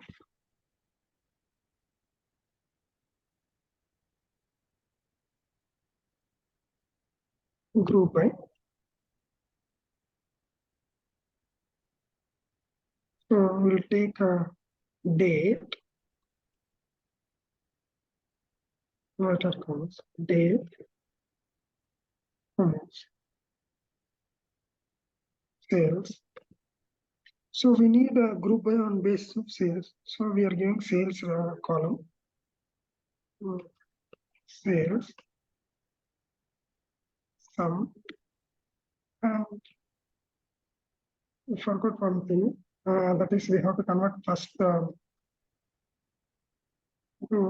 Python form. And I will do enter. There is another mistake. Sale.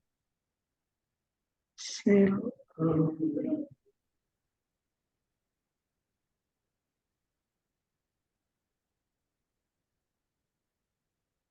Date. Date.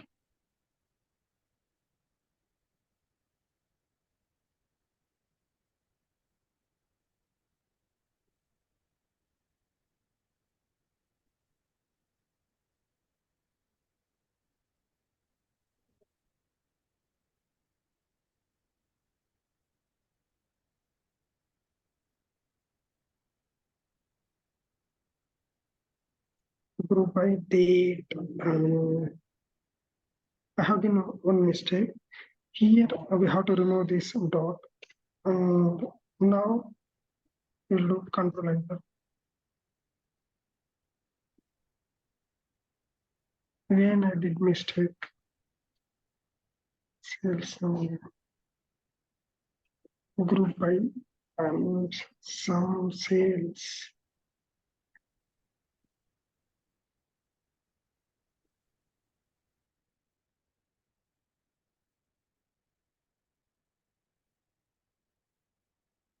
I will create here. Sorted here. Is equal to P1.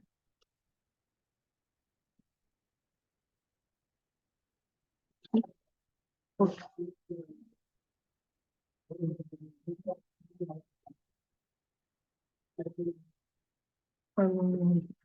Df dot group by and date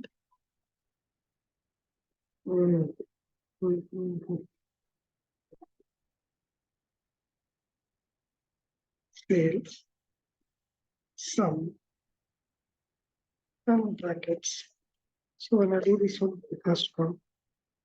And there is some error and data frame. So I will leave this one.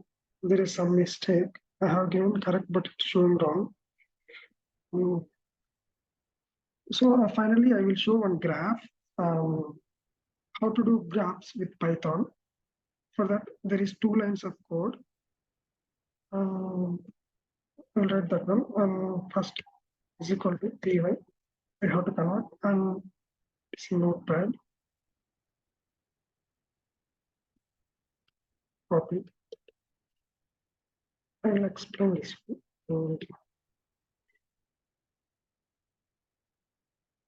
Here, import meta plot means we are importing in a library from pandas, and here we are giving that library name, and on basis of dates and sales, we are doing one sales chart.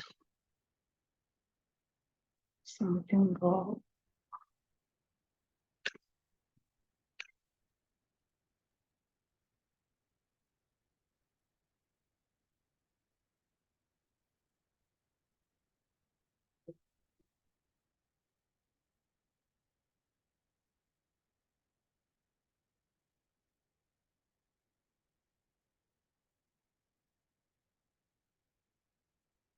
Data frame object is whatever.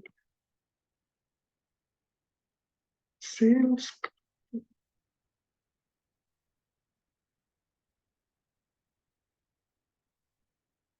So there is some errors are coming.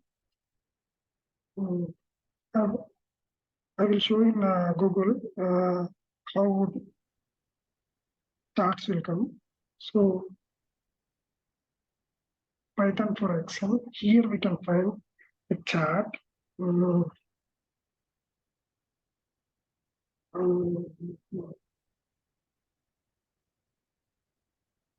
there is error while importing in a pandas library. For that it is not showing. And I will show you how to import a pandas library. Pandas documentation.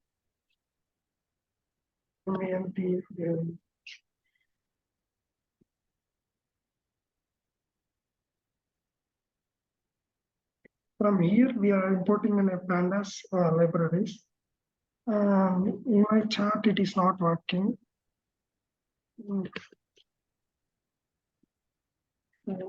It will show us like this when we import from Metasploit.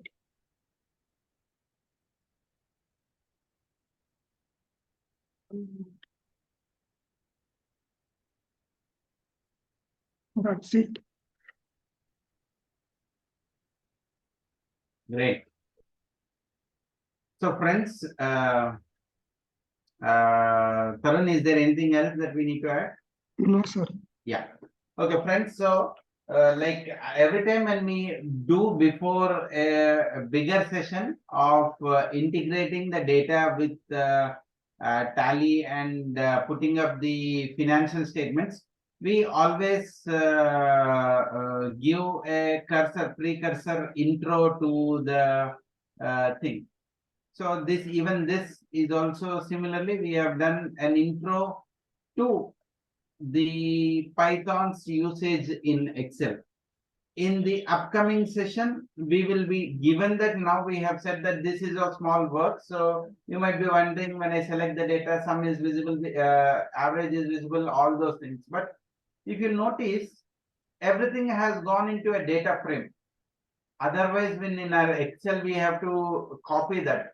So now the data frame is more like a name manager. The data is sitting there. Now I can write more queries onto that.